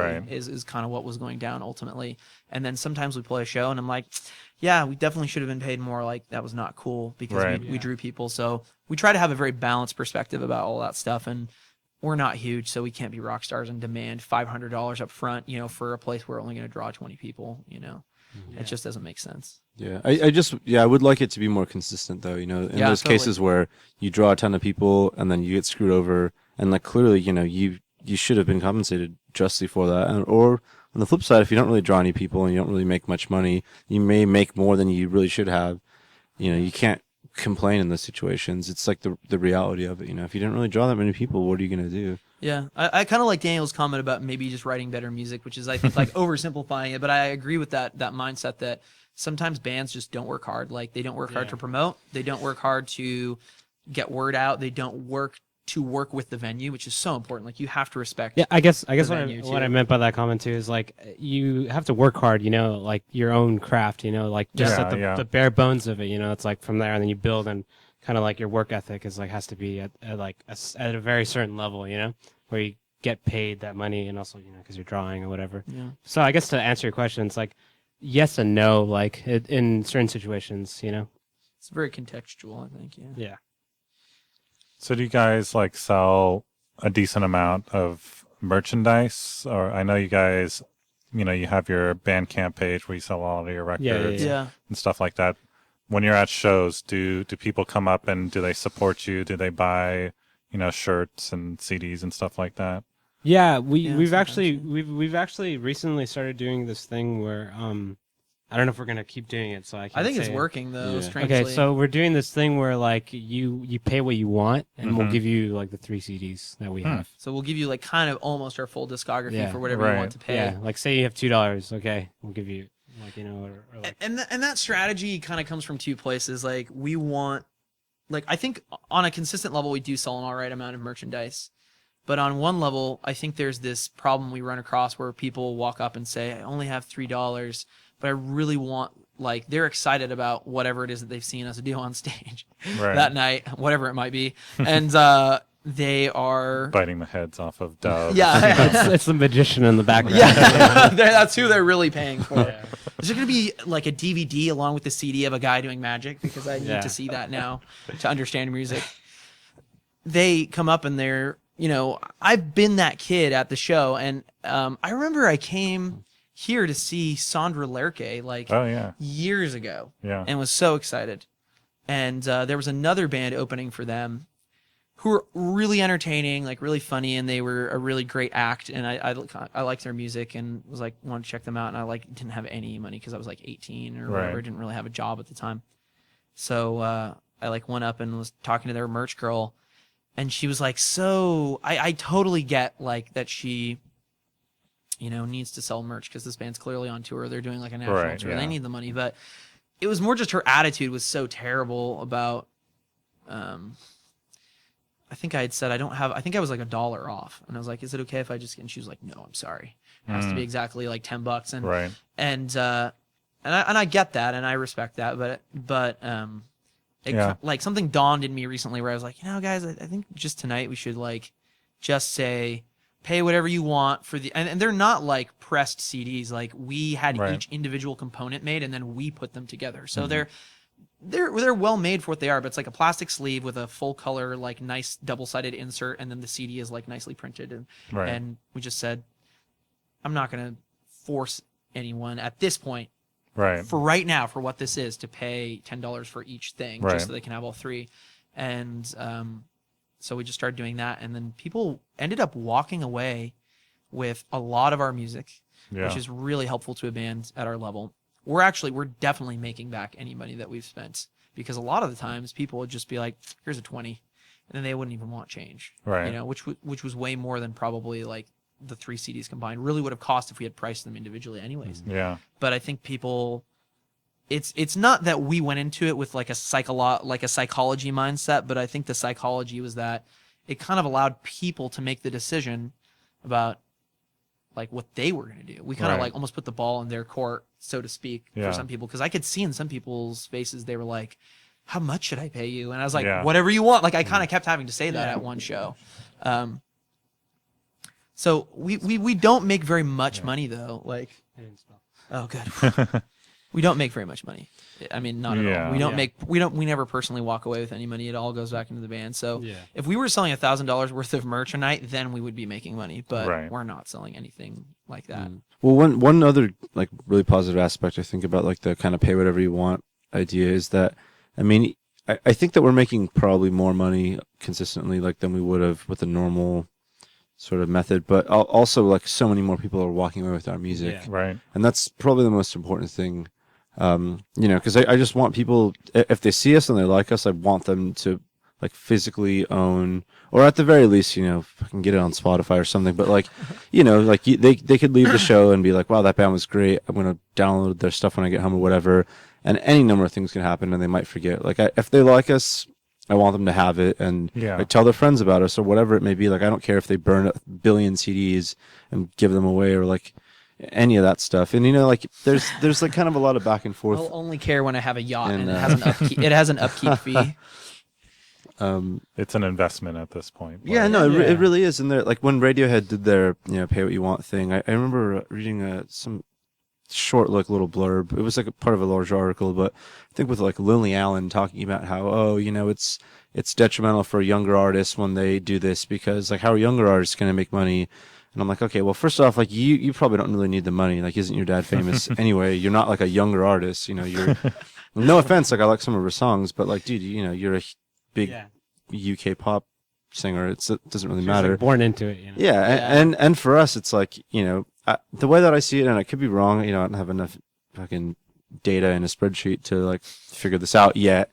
But it's like you said, it's an investment. If all these, if you think about it from like a business perspective, because I was doing business for a while in school and then I quit that. But it's like a customer acquisition cost. Like if it costs us X amount, like let's say $3 to make this CD and this person gets it for free, like, well, if they really like our band, I want them to have it because then they'll tell people about our band. They'll probably come to our shows in the future or like buy our stuff or whatever. Like that's what I want. I don't really give a shit about like, oh, we gave away a CD for free now.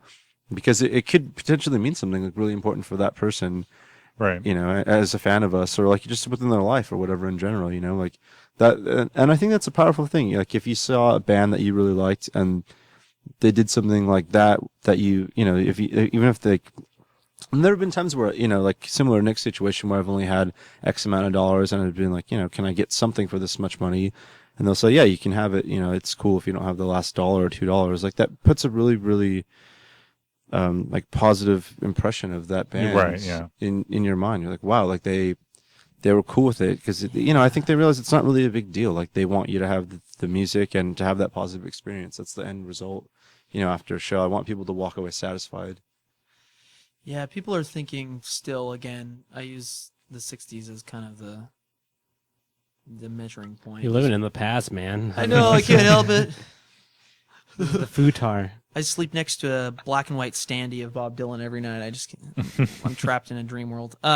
Acoustic Bob Dylan. Yeah, acoustic. Oh, only acoustic. Sorry. When he went electric, it shattered my dreams. But no, that is. But the model is very 60s, where you just try to sell as many records as you can, and you get a Right. cut of all the records. So if you sell 2 million records, you're making 8 million or whatever weird however they price it down. And that's just. I don't want to sound like some progressive, modern, only looking to the future style musician when it comes to the industry, because I think the industry is ever changing. I think even though it's followed the digital route, I think it's still changing a lot, even in that way. I just think you can't look at it like trying to sell records to make money. There's other ways that bands make money now, and I mean, one thing that I heard all my life growing up was that Paul Simon made a lot of his money just holding the rights to his music, Right, and yeah. publishing it himself, and it's like there's a lot of money to be made in doing that, and that's actually how a lot of bands do make their money, by publishing and getting paid. Like again, back Yeah. to the Black Keys Mayonnaise thing, $30,000 on a check. Yeah. If you just got paid that, you would, if you split that between the two members of the band, it's like $15,000 a piece that they've made just off that one incident. Right. They probably It's not bad. No, it's not at all. They can keep, paying for bills or whatever, or pay off their gambling debts. I don't know. I don't know if they gamble. I have no idea. Ooh, defamatory statement. It's gonna come back to haunt us, right? Yeah. You're gonna be like, "Hey guys, Just you though. the Black Keys are gonna come play Slims. They're doing a special a set, and I think I want Picture Link to. Oh wait, sorry, I just got an email from their manager saying that he saw this podcast. Let's just go all Nick the way is with not it. allowed. I think they do gamble with their facial hair choices. I don't really care, but I thought we might as well be on Zing. that side of it because they might appreciate that, They might say, Hey, these guys are fucking real. This is some rock. This is some rock and roll. They might shit. respect us more that we are talking crap about them. So I have kind of like a weird question, and it's something that I've kind of been wondering over the years, because at Slim's here we have like a lot of like kiddie punk bands that Yeah. come through and play, like where the guys that are making the music and like the audience that is digesting the music is so different that like I don't really like know how they like really process that, like Yeah. and I noticed that a lot of the fans that come to your shows, they're younger girls, Yeah. not to like put you guys in a pigeonhole, you guys or No, something, but there's at the ti- a definitely a younger female audience. Yeah. That's just undeniable at this and point. I mean it's it is what it is. unless It's they're all not a cross-dressers. Well, shit. I mean, look at us. Come on. so yeah, I mean you guys are very, very attractive, handsome, well-dressed gentlemen. Thank you. Thank you very much. It's pretty obvious. I can't say that it's all for naught, but I've always wondered what I don't know, and I'm not saying that you guys are gonna be like in this Oh, yeah. forever, I know but what you mean, yeah. it's kind of weird, like that you are writing music that reflects you, and like the people that you see that are like really resonating with Yeah. it are very different from you. Yeah. In a way, how do you deal with that? Is it weird for you, or do you expect it? Some of it. I don't. I'll say for myself, I don't expect it at all. Like when I joined the band and we were playing emo rock, totally expected that. Right. But now that we're kind of doing this like other style, I guess we just call it alternative rock because that's the only way that we personally know how to describe it at this point. I never thought like, oh yeah, there's just gonna be a lot of like young girls that are gonna be into our music. But I actually think over the last like 2-3 years, even we've had we've been saying like an older audience that's been coming in. It's sort of weird. It's like they're either 15 to 17 or they're 25 to 45. There's like this weird, bizarre little gap in between. But it is a little strange, and I can't say that it's reached a fever pitch in any way where it's so bizarre because I think. And I'll speak like as an outside observer. Like when the guys interact with our fans, they're very, very, very nice to everyone and like genuinely like want to have conversations with people. And I think actually, strangely enough, and this isn't the case in all situations, but a lot of our younger fans, even like younger girls, are into a lot of the weird older music we're referencing. And I don't know if that's like some bizarre time machine accident happened in the Nevada desert and people from the 90s are coming to the present. But like, I remember talking to this one girl who wrote for a local school newspaper and she really wanted to do a piece about the band. And she was like, I really love your guys' music.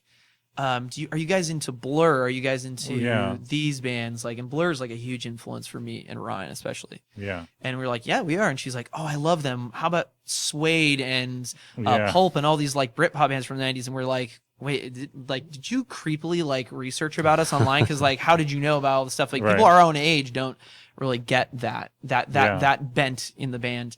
And so it's weird. Sometimes people really get it. And then sometimes we have like, it's usually like 4 15-year-old girls and 1 15-year-old guy, like in a group together that have come to see us. And the guy's like, dude, you guys are so awesome.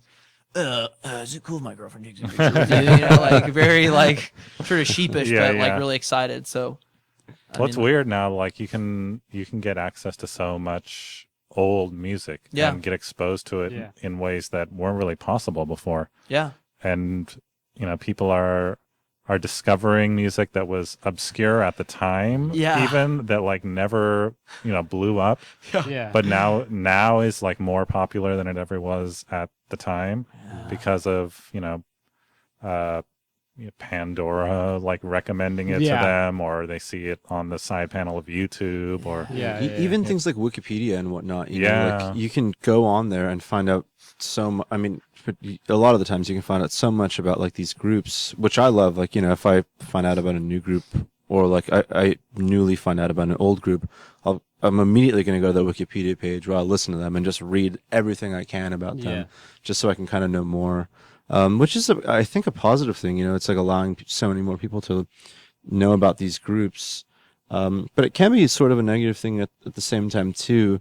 I think it was in the LCD Sound System like documentary when they broke up the group. Did you ever see that? It's called "Shut Up and Play the Hits." But he's being interviewed and they're talking about the song "Losing My Edge," and like he kind of explains the song. And I guess long story short, the song is about how he had felt that he was like really unique and had found this niche in like his DJing or whatever, because he liked all these like an eclectic mix of groups that he had discovered as he was growing up from like older people kind of telling him or whatever.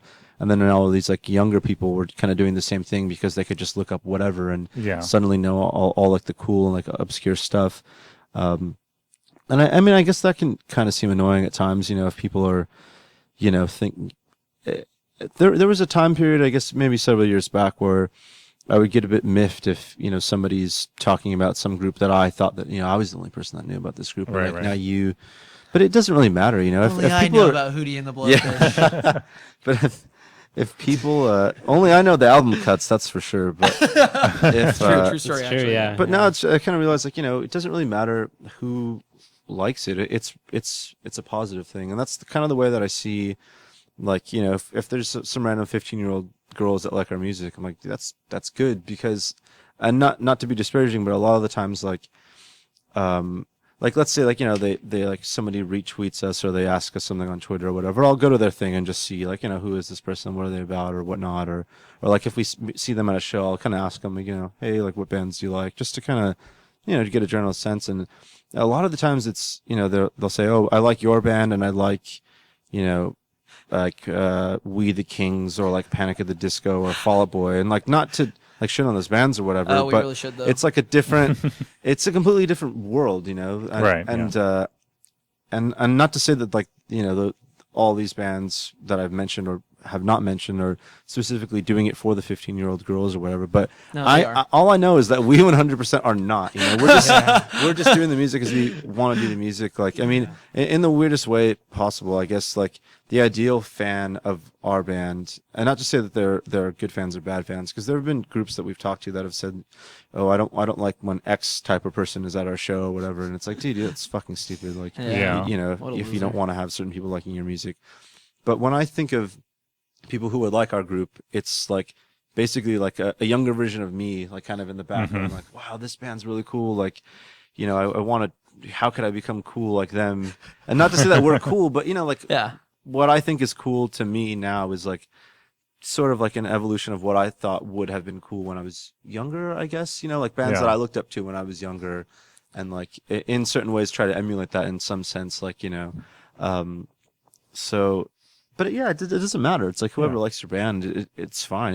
I'd rather that they like our band than a band that I think is shitty, and that's subjective or whatever, you know. But yeah, I guess it's weird. I mean, it still is weird to me if like some random like teen girls want to take a picture with me. I'm like, you know, you want to take a picture with me? That's kind of like weird. I think, you know, but we don't even have like cut off jean jackets and like, you know, like leather pants. Like if we did, then I'd be like, okay, I see this. Oh yeah. you know. Nothing we do is really geared towards that. So that's what's so strange to me sometimes. Right. But you know, I appreciate it, and I'm like, I'll Hey, gladly man, do whatever. Get them while I- they're I young, don't- you know. I don't- well, Formative years, then they, you know, you've Maybe. molded their entire life. I mean, I'm honestly just really blessed to be able to do music in the way that we've been able to do it. Like I feel really lucky, and people have said like really intense stuff to me, not bad intense, but like come up to me after a show and said, you know, when I was battling cancer in the hospital, I listened to your album on repeat. Like, Wow. that's tough. Like that's tough to hear, because then you're like, oh no, like I'm so not worth that. You Right. know, I'm not worthy enough that would be that thing for you, you know? And like, and that was just one person. I don't get that all the time. It's not like we've got like, you know, the Make-A-Wish Foundation is like saving people's lives with our music or anything. But like people have or said like, there's this one guy who came up to me. He's like, yeah, dude, I went through this terrible breakup and I listened to your first album a lot. And it was like kind of like the like soundtrack to my terrible breakup. And like I've said stuff like that to bands too. Right, So to yeah. sort of realize that even again, we're not big at all. We have a very small fan base, but even to those select people, like we're that band to them is, Well, it's not really about size, you know. yeah, it's like, totally. You know, Well, I guess I'm just trying to music is say like we're the not like collective- famous, right? Like, yeah. But you can still like speak to someone on a Yeah. emotional level, Yeah. and you know, just because you aren't out there making millions or performing in Yeah. front of like, you know, Glastonbury sized crowds, like doesn't mean that you can't evoke emotions in somebody, Right, and yeah. that's the whole point. And I think that's something that people are kind of slowly coming to terms with you know, what I call the death of the music industry, like Right.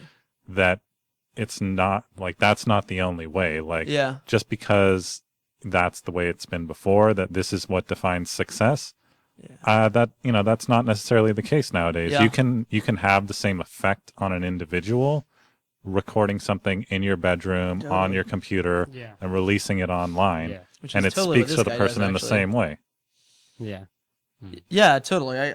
I agree with that, and I guess it's more like in my mindset, it's I guess meaning to say that is the reaction that I would expect for someone very Right. famous, but it's a reaction that someone from Santa Clara who is a guitar teacher half the week, like that's the reaction that I'm getting from people is like scary, but like very flattering. Like Yeah. I almost.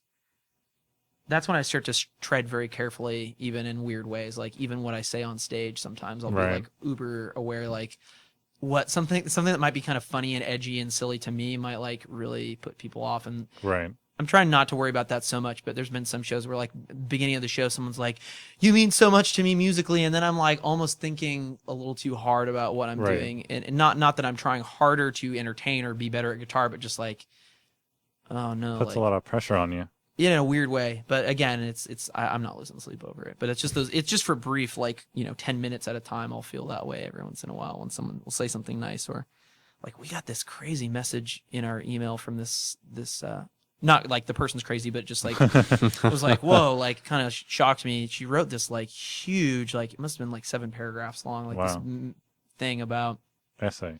Just like how much she loved our band, and she's like, I heard you're doing house shows, and I live in Toronto, but if you want to come stay with me and my husband and our son, like we would love to put you up, and I own a yarn shop in Toronto, and you guys could play in the yarn shop, and like we'll feed you and make you breakfast, and like she was just like, just let me know like when the time comes and you guys are gonna, if you come through and want to play like a house show, and that was so cool. Like I just felt like that those are the kind of interactions that I love, because it was on a level where it was like very polite and very kind, but it was also like honest in that she was a fan, but it wasn't like weird or sycophantic. It was just like, I really appreciate what you do, and I want to like help you out, and that's cool to me, because whenever I think of like big rock stars, I just think of people ultimately. You know, they're just dudes that like do this thing, and you can, and I actually think who they are on stage when they're playing the music is a very different thing than who they are in their daily lives. You know, it's just like, and that's not to say that somehow that's bad. It's just, that's just the truth of the matter, that people are very different off stage, and they're not the same person that you think they would be. So to approach them as a regular person feels like very humbling in like a really good way. You don't feel pumped up by someone else's. I mean, when you work in the music business and you're around bands and musicians like for long enough, you sort of lose the like, you know, the fanboy element. The fanboy, like I remember I worked at the Fillmore, and when I was a teenager, my shit was Smashing Pumpkins. I fucking loved the Smashing Pumpkins. Awesome. Like obsessed. Every single album, every recording, every video, T-shirt, went to all the shows. Obsessed. That's awesome. And the moment that I realized that I was like, fuck, I'm totally jaded. I was like sitting at the Fillmore, and it was like the band and employee dinner time. I'm sitting at a table, and like 2 feet away is Billy Corgan, and he's sitting there eating at the table, and I just didn't give a fuck. I'm like not in like, oh, you know, I don't like you or something like that, but like thinking back, like, fuck, my like 15-year-old self would have been freaking the fuck out right now. Yeah. But now he's just the guy. Like, and me freaking out is not going to like make him feel comfortable. It's not going to make help him the situation. Right. You know, he's just trying to eat his fucking food. I'm just trying to eat my food, you know, and it is what it is, you know? It's like you lose that like stars in your eyes sort of thing. Yeah, like how I think of it, it's like sometimes when because I sometimes find myself like, there's a little bit of that still there, like when I meet someone like that's a little, you know, famous in my eyes or whatever. Like I always think of this, it's kind of random, it's like kind of pops in my head, it's like the everybody poops like book, you know, like like, you know what I mean, like everyone's is the same, everyone's just a person, you know, like everyone's like, everyone eats and everyone poops, so it's like, you know, it's like, why should they be put on this pedestal? They're just guys, and they're always really nice usually, you know, when I meet them. So I totally am like that too. Yeah, like I'll totally think about it like they're just doing normal things, probably, you know what I mean? walking around in their underpants when they wake up and watching Netflix or whatever. But the one there, and there's like a select few individuals, but there's still some people that like, if I met them, I think as healthy as I could make it, I would still be in awe of them. Like there's something about them, like just as a personality or as a thinker or as an artist, that like still really blows me away. Oh yeah. You know, and it's weird. It's weird, like, cause I totally agree with you. There was a point at one point where I was like, cool. Like, this person that people would probably sleep with regardless of their looks, is sitting next to me. And I'm not saying that Billy Corgan's ugly. I'm just saying, like there's people that just throw themselves at these people because they have fame or they're in a band. Like, but I'm sitting next to them and I'm just like, cool, like having a nice conversation with them. And I remember once I got to talk to someone who's like super duper famous, and he's kind of boring. Like, I talked to him a little bit about like what he does outside of like when he's touring. And I totally respect him as a musician, but he just seemed like I don't know if I could hang out with him. Right, You know what I yeah. mean? Like it would be like kind of like, I don't know. I sort of feel like I'd make up an excuse to leave your house, dude. You know? So I don't know. I think there's something healthy about like breaking down the illusion. Like, Yeah. I think one of the side effects of like having this sort of mainstream music paradigm that existed for so long, where like it's music videos and like the artists are on the magazines Yeah. and they're doing interviews and they're just like this huge mythological figure yeah, that you don't think of as a real person. In a way, it kind of diminishes the art for Yeah. me. Like to disassociate the fact that like this is a real person that has real feelings and at the end of the day has to pay bills just Yeah. like me and like, you know, has to deal with the same problems that I do. Like, I don't know. I think this is kind of the mentality that has led us to where we are today, where in a lot of ways people don't value art in the same way that maybe Yeah. they should, because they don't identify like with that person being a real person, you know? Yeah. There's a really great line in a Me Without You song where like they had put out an album and kind of all this buzz from their first album had like sort of caught up with them, and the singer is like, I mean, every show he goes to he gets mobbed by kids like wanting to ask him questions about God and life and just like everything serious that you could ever talk, like, I mean, and he's a smart dude and I think he's like totally capable of handling that to a degree, like if you watch him talk and stuff. But he has this line in this song called 1979 where he says, all the insects crowned me their grasshopper king, and like, you know, kind of like, I think that was like framed in that like we're all still insects, but somehow I'm like the grasshopper king, but I'm still an insect just like the rest of you. And it kind of like is true, like ultimately, you know, everyone's just like sort of normal, and it's weird because sometimes people, like you're saying, don't value the art, but then sometimes they really do, even though the person doing the art like had no intention or, Right. you know, pushed They him. project their own thing It's onto it. weird. It's very strange, and I'm sure I do that too. I'm sure we all do it in our own respective ways to bands that we Yeah. admire or artists that we like. You know, whether they're an actor or whatever. Like for some reason, I just really like Michael Fassbender, the actor, for some Yeah, reason, and yeah. like I would almost watch any movie if Michael Fassbender was in it. But then last night I was watching previews for a movie that had Michael Fassbender in it, and I was like, that movie kind of looks bad, but I'm probably going to see it because Michael Fassbender's in it, you know? And like something that's so weird that I would do that, you know, Yeah. that I would be willing to like take a hit for my time, you know, with my time. I'd watch a 2-hour terrible movie with Cameron Diaz to see Michael Fassbender in the movie, just to see what he does, you know? It's Well, just like he's a good butler. actor. Yeah. He just plays the butler. He's only in a couple scenes. Dude, but the I best I robot guess on the butler like ever. famous people thing, like,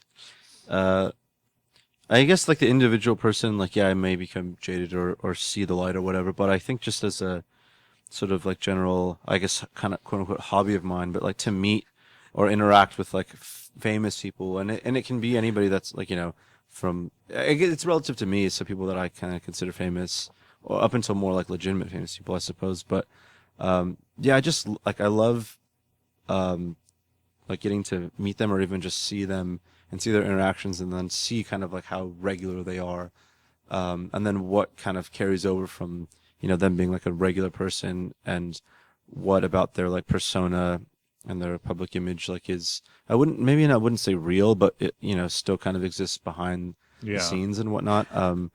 And like, so I mean, we've been fortunate enough to like kind of meet and interact with a lot of like random people like that, but I guess the one example is that Chris from Saves the Day. Like Saves the Day was like one of my favorite bands of all time when I was like younger, and there's still the one band that I can go back to and listen to from that era. I guess of like, I guess you'd call it maybe second wave or third wave emo. I don't know technically what, you know, because Yeah, you're split hairs botching it, there. man. but, All the emo historians are pulling their hair out right now. but Their long hair. Yeah. Faces. Yeah. They're getting flamed right now on Twitter. But like getting to meet him, so like, I guess long story short, like we have a good friend of ours that works with him and Saves the Day, and we were like fortunate enough to be able to stay with Chris so behind his house, he has like a studio that he's built, and he has like bunk beds and stuff for bands, so they can stay there if they're working on stuff. So, he invited us to stay there, and I just got, to chatting with him and like, and whatnot after the show, and, like just about random stuff. And he was like totally normal and awesome and cool. And I still had this like respect for him that he was, kind of above me in a way, because, I still respect all of his music and stuff like that. But, so we just kind of got to talking for a little bit, and he was telling me stories about how, Saves the Day got to open on tour with like Weezer or Blink-182, and like, Oh yeah, I remember that. to be him in those situations, like, and he was telling me that how in awe he was to just see these people, and I'm like, wow, even somebody that to me is like, a famous person is still, even to this day, like probably just from what I got from his personality and the stories, like, if he runs into somebody that's like kind of, I guess, quote unquote, more famous than him, like he's still gonna have that initial like kind of awe and stuff. So that's just really interesting to me, is that like kind of regardless of maybe how big you yourself might get, there's still gonna be somebody kind of perhaps above you in some way that you're still gonna kind of look to as like, and idolize in some way, and just to be, fascinated in a healthy and positive way with that whole kind of world, just to see like, this is what this person's really like. That's really interesting to me. I don't want to know everything about their lives. I wouldn't watch like a reality TV show with him and Kim Kardashian or something. Actually, I would, because that would probably be hilarious. That would be interesting. Yeah. But I don't want to like stalk the guy and find out, what kind of gum does he chew. But if I can just see that he interacts with people on like a nice positive level, and he's like a cool guy, like it makes me respect his music even more. I think I'm gonna get his number from Steve and text him from a number that he doesn't know and be like, "What kind of gum do you chew?" Just never reply to his answer. Who is this? Just never reply. Start calling him. Then 20 years later, you let him know that was me. That was me. I was living in fear for a year after that. All right, you guys, are you ready? We're ready. Are you ready for trivia? Oh Yes. yeah, trivia. I think you guys are going to be, at least somebody is going to be able to get a fair amount of these questions. I'm scared now. Do we just shout it out if we know? If you know the answer, just shout it out. First one to get it wins. Okay. We got 5 questions. Okay. And then, so the prize for the guys from Picture Atlantic tonight, they're going to be able to choose a show from Slim's or Great American Music Hall that they want to go to. Nice. Any show, even if it's sold out. So Limp Kenny Bizkit's Loggins cover band, here I come. Yeah, they're going to be here. Is Hootie playing? Hootie and the Blowfish? Darius Rucker, will he be here at any point? We'll try and make that happen. If there's nothing you want to see, you can request a show and we'll try and make it happen. Cool. Well, No promises. You really screwed yourself there, dude. No promises. Okay. So, by the way, if you are a listener and you are disappointed that we're not doing trivia for the listeners, go to the YouTube page of this video. Once it's posted, we are going to be doing Have You Been Listening trivia. We'll ask you trivia questions based on the episode tonight. And you can also win prizes. So go to the YouTube page for this video, youtube.com/SlimsPresents, or go to slimspresents.com and click the video and you'll get to YouTube if you don't know how to use the internet.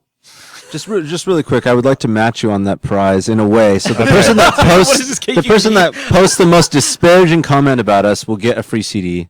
Okay. Just because I love how awful people are on YouTube, especially. It's the worst. The worst people are on there. Well, now that you have to tie it to like your Google Plus account, people are a little more hesitant to like just blatantly get out there with the disrespectful, disgusting stuff that people were posting Because they before. can find you now. Because now it's kind of tied to I really hate Jews. Oh, wait. Oh, no. They know who I am. Darius Rucker. Darius. Sorry, All right, sorry, so- Darius Rucker. We love your music. Listeners, you heard Ryan throw down the gauntlet. So Yes, it just got real. he's just issued a challenge. I don't know if he wants to follow up on that challenge. I'd like it to be more But- organic, Like, Okay. don't just go in there if you really like us and say some mean stuff to get a free CD. Okay. But if I just want to see what happens. If you're a Picture Atlantic hater, And there are many of. you can, how about this? If you can give a justifiable, clearly, logically laid out reason as to why you don't like these guys, these handsome, well-dressed, well-mannered, Cradle robbers. respectful, I'm kidding. then, air your grievances, and the most effective one, they'll get a free Yeah. CD. That's a Yeah, good if you way of can putting make it. us genuinely angry and sort of questioning about why we've done this band for so long, Right. then you win the CD, which you can then smash Right. with a hammer if You you, can do so whatever the choose. fuck you want. Or with maybe it. you'll become a fan and then you'll have a moment of regret and Yeah. be a beautiful moment of turning into a beautiful swan or something. Endless possibilities. All right. Question number 1 for Picture Atlantic. You guys are scheduled to play with Rin Tin Tiger at SLG Art Boutique and Gallery in San Jose on May 30th. Aside from hosting shows, what is SLG's primary business? Comic book publishing industry headquarters for Slave Labor I'm gonna Graphics. give that to Ryan. He said comic books first. No, You were a little too wordy there, man. there. A little too wordy. Because I said it too. But all right, well, No, that's we'll count that's fine. Yeah, Ryan whatever, gets- yeah. That's fine. He I'm was trying to complain over nothing. 1 point for Ryan, half a point for each of you. All right. That's like the NPR kind of point scale. Wait, They don't just tell kinda me. Make it up, yeah. No. I love that Question show. number 2. We talked about this on the podcast a little bit. You guys have cited that Blur is an influence on Ryan's your gonna get music, this- Ryan's so we're gonna going to get have this some Blur Can I questions. just turn off my mic Ryan will definitely get this one. or not? I don't know. This is a little bit obscure. If you've Oh, if you've no. combed their wiki page, There's maybe you nothing. know this. Combed. He's got it tattooed on his back. It's an ongoing project. When Blur formed in 1998, they went by a different name. What was it? Well, they formed in 1988. 88, that's- Seymour. Oh. See? They were forced Did I to say change their 98? name. Yeah, Okay, I meant 88. they were forced to change their name because of the record company. 98. Interesting enough, 1 year before they released their album 13, which has 13 tracks on it. So, in case you cared And- about any of those facts, those are the answers to the other questions. It's on his back. He has a Which is, mirror. I think if we ever meet Damon Albarn or Graham Cox, probably gonna tell me to go fuck myself. or anyone, like I think our heads will literally explode. We probably will just die of a heart attack. I loved Blur growing up, so this is Oh, yeah. these questions are for me just as much as they're for you. I have a feeling Ryan's going to get this one too. It's another Blur question. And he's gonna see Blur at Great American Music Hall, right? When they yeah. We'll try and make that happen. Their secret show for one. Name the first 3 Blur albums. he's got Leisure, released in 1990. Modern Life is Rubbish, released in 1993, and followed by Park Life in 1994. All right, Ryan's killing it. Jesus, dude. Have you guys did you guys talk before the interview? Are you technically taking a dive right now? Doing No. this podcast? Dude, I'm just gonna give it to Ryan, dude. Just give the. We love you, man. We just want you to have this. Yeah. when I hear your music, I think of Blur. So No, I you mean, know, thank you very it's- much. That's good. That's a good That's- thing. Yeah. They're great.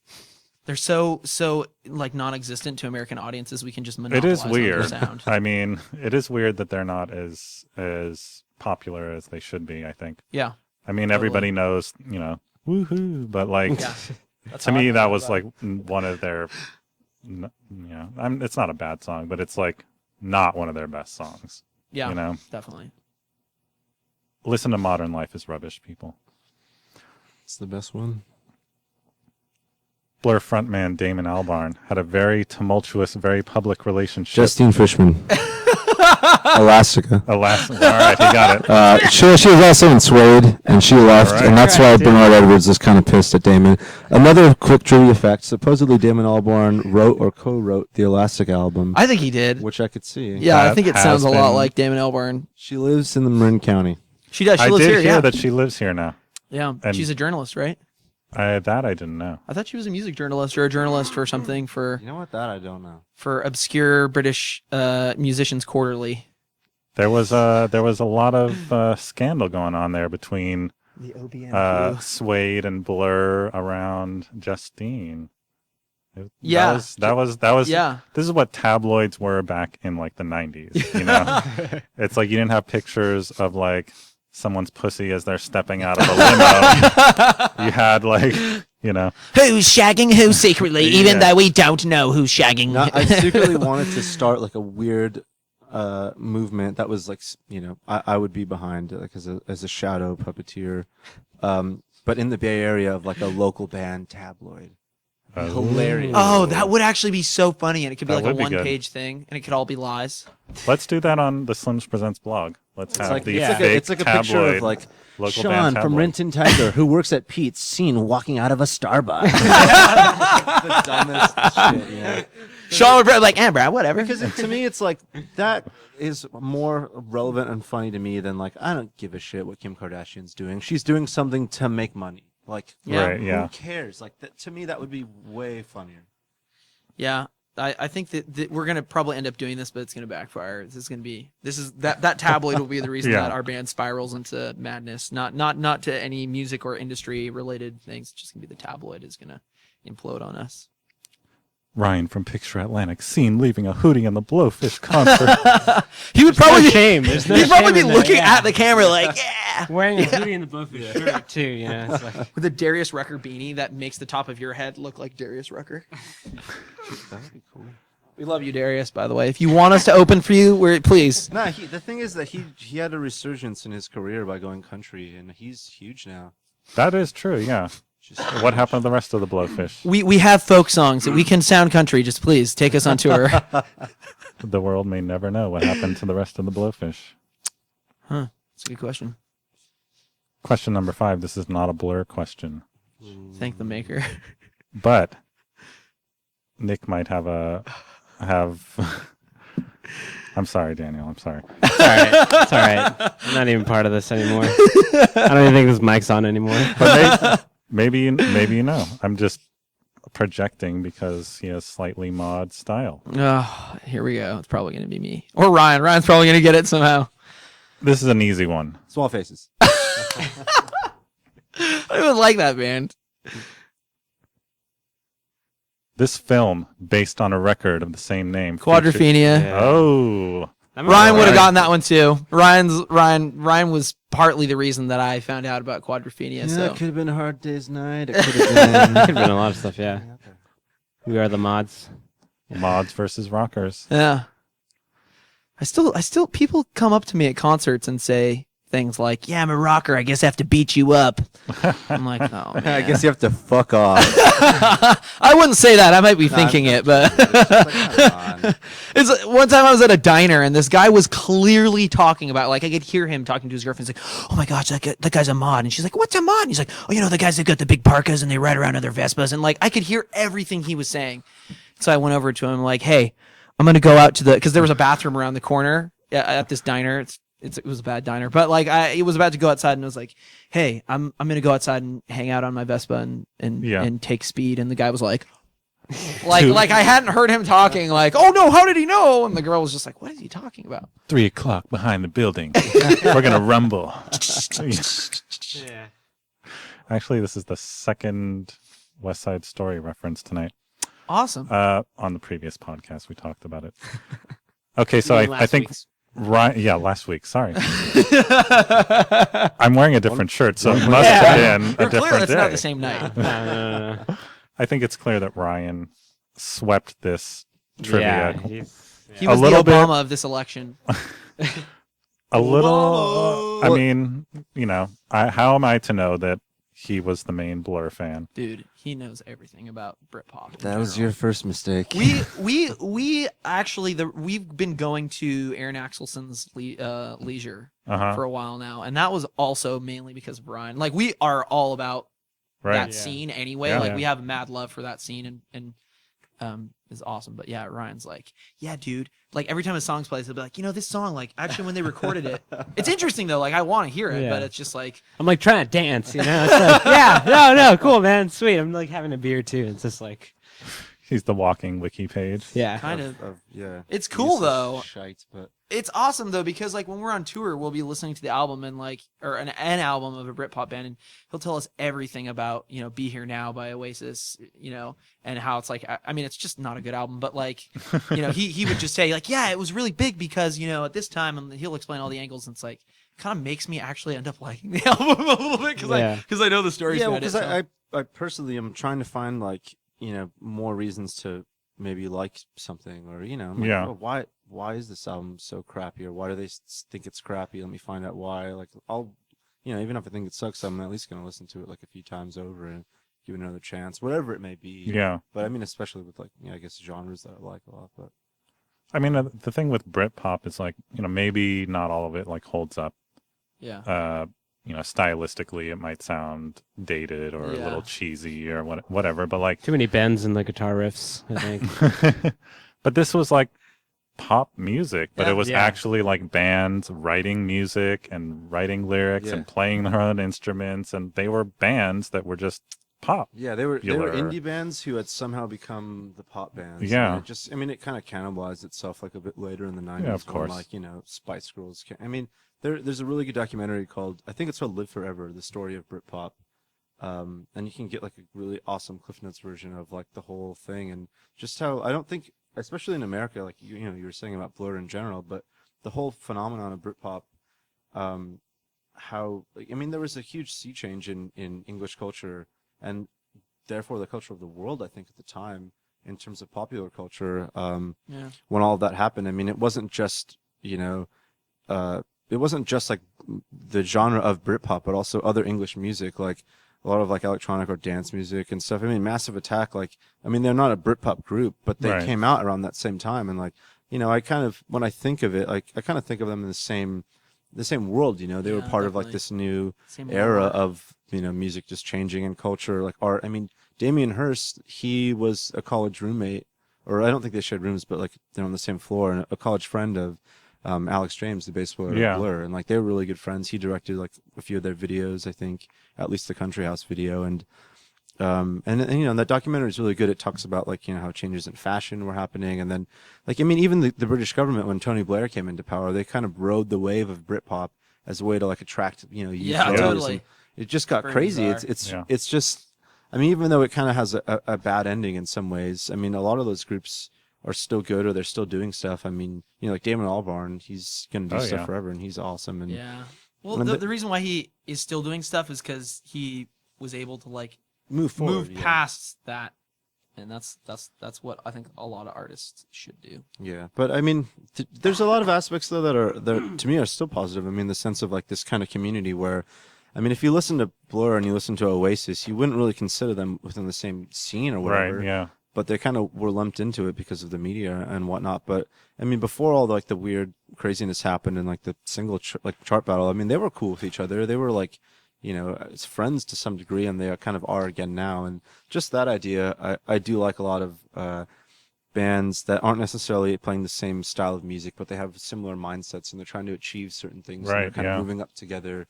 And there's a little bit of that going on in the Bay Area, I guess, as a whole, more recently. I feel like the bands that we really like and that we're also good friends with, I mean, unbiasedly, I think that they're doing really good things. Yeah. And objectively, they're moving up, in the game, which is Yeah. awesome, and it's And I don't a think good they feeling to be could. a part of that. And I don't think they could do that unless they actually were good.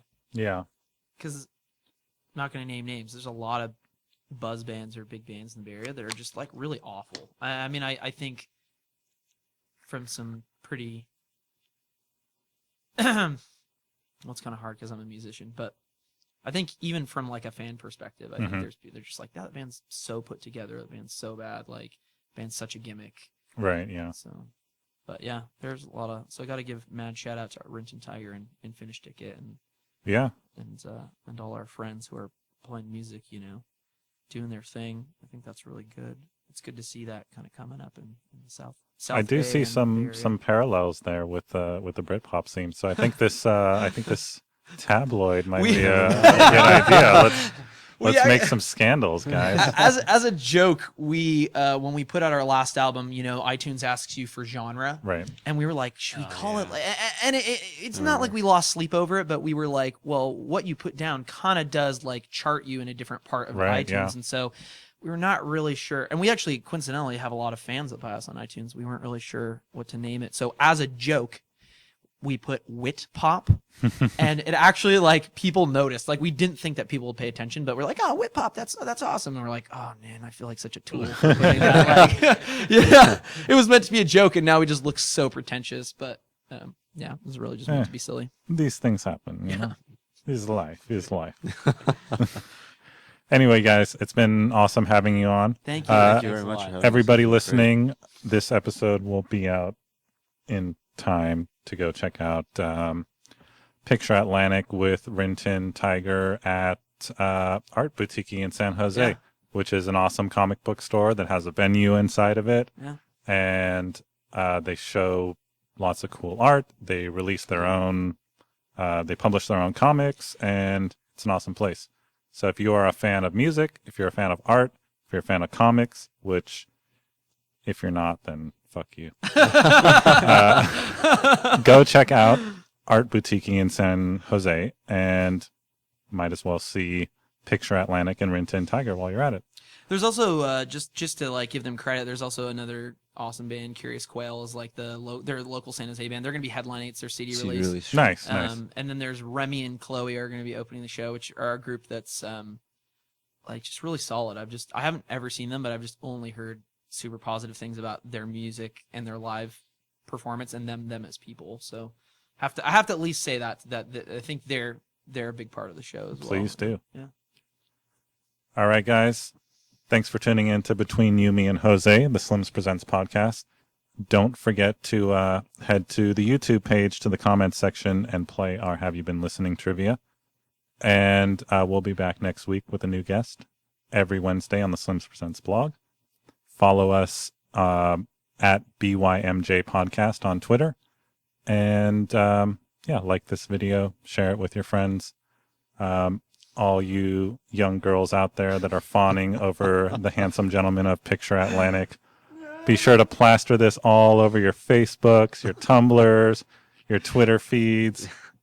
Let's do it up big. Have you guys. seen One Direction? Why are you looking at us right now? They deserve your love, guys. Thank you. Thank you. True gentlemen.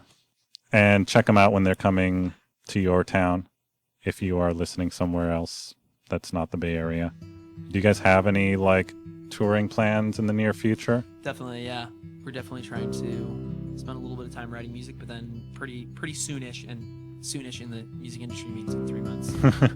We're gonna try to go back to Northwest and then do SoCal and just kind of hit all the random places that we play on the West Coast. Maybe play some new states like Idaho, stuff like that. So, yeah. Well, if you're not following them on Twitter already, follow Picture Atlantic. It's at Picture Atlantic, right? Yeah, at Picture Atlantic for pretty much anything. You can go to pictureatlantic.com. Is probably the best. Don't. I mean, I like Facebook. Don't follow us on Facebook because they're sort of. Yeah, they're fucking with you. Yeah, they're really hurting bands a lot by Yeah. not sharing our posts with all of our fans. Actually, Yeah. it's very shady what they're doing. So just go straight to the source, pictureatlantic.com. Best way to get in touch. Get on our email list. I feel the same way. Fuck you, Facebook. Yeah, Zuckerberg. We're like Zuckerberg. You know what I'm saying? Yeah, I do. All right, guys. Thanks a lot for coming down. Thank you. Yeah, Thank you thanks so a lot. much. It's been awesome. And thanks for tuning in. Good night. We drink, we've got a couple cups too deep. We sing like jailbirds when we drink. We sing like jailbirds.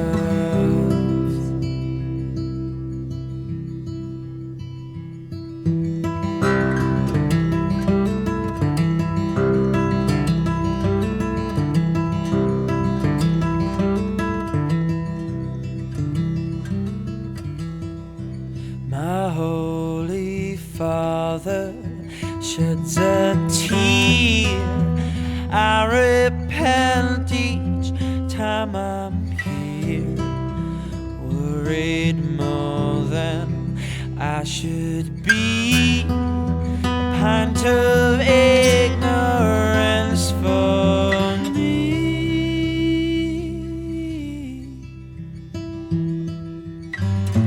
There's really nothing here to see. We sing like jailbirds when we drink. You really shouldn't be calling me. You sing like a jailbird when you drink. We sing like jailbirds when we drink. We sing like jailbirds when we drink. We sing like jailbirds. We sing like jailbirds. And I think our thing has always been much more of like trying to get that give and take with the audience. It's like we're trying. It's like we sort of are one foot in each camp. It's like on one hand we want to do stuff that we think is like artistically interesting and fun for us, but then the other foot is in this camp of like how can we make these people while out, because then they'll fuel us, you know. So I think because that give and take is so important, you know. If you're, you know, I feel, you know, there's every band has, you know, played a bad show before, and it sucks. Like when you kind of like you're playing and there aren't a lot of people out there, and like it's not registering, and you don't play well, you know, because of that. That's a fact, you know, that does happen. And then but on the other side of that, like if you can go out there feeling like you've already won, like feeling like people are already ready to have a good time, and that's what happened even at Great American. Like when the lights went down and we walked out there, like there was already 500 people out there at a sold out show that was like ready to hear live music.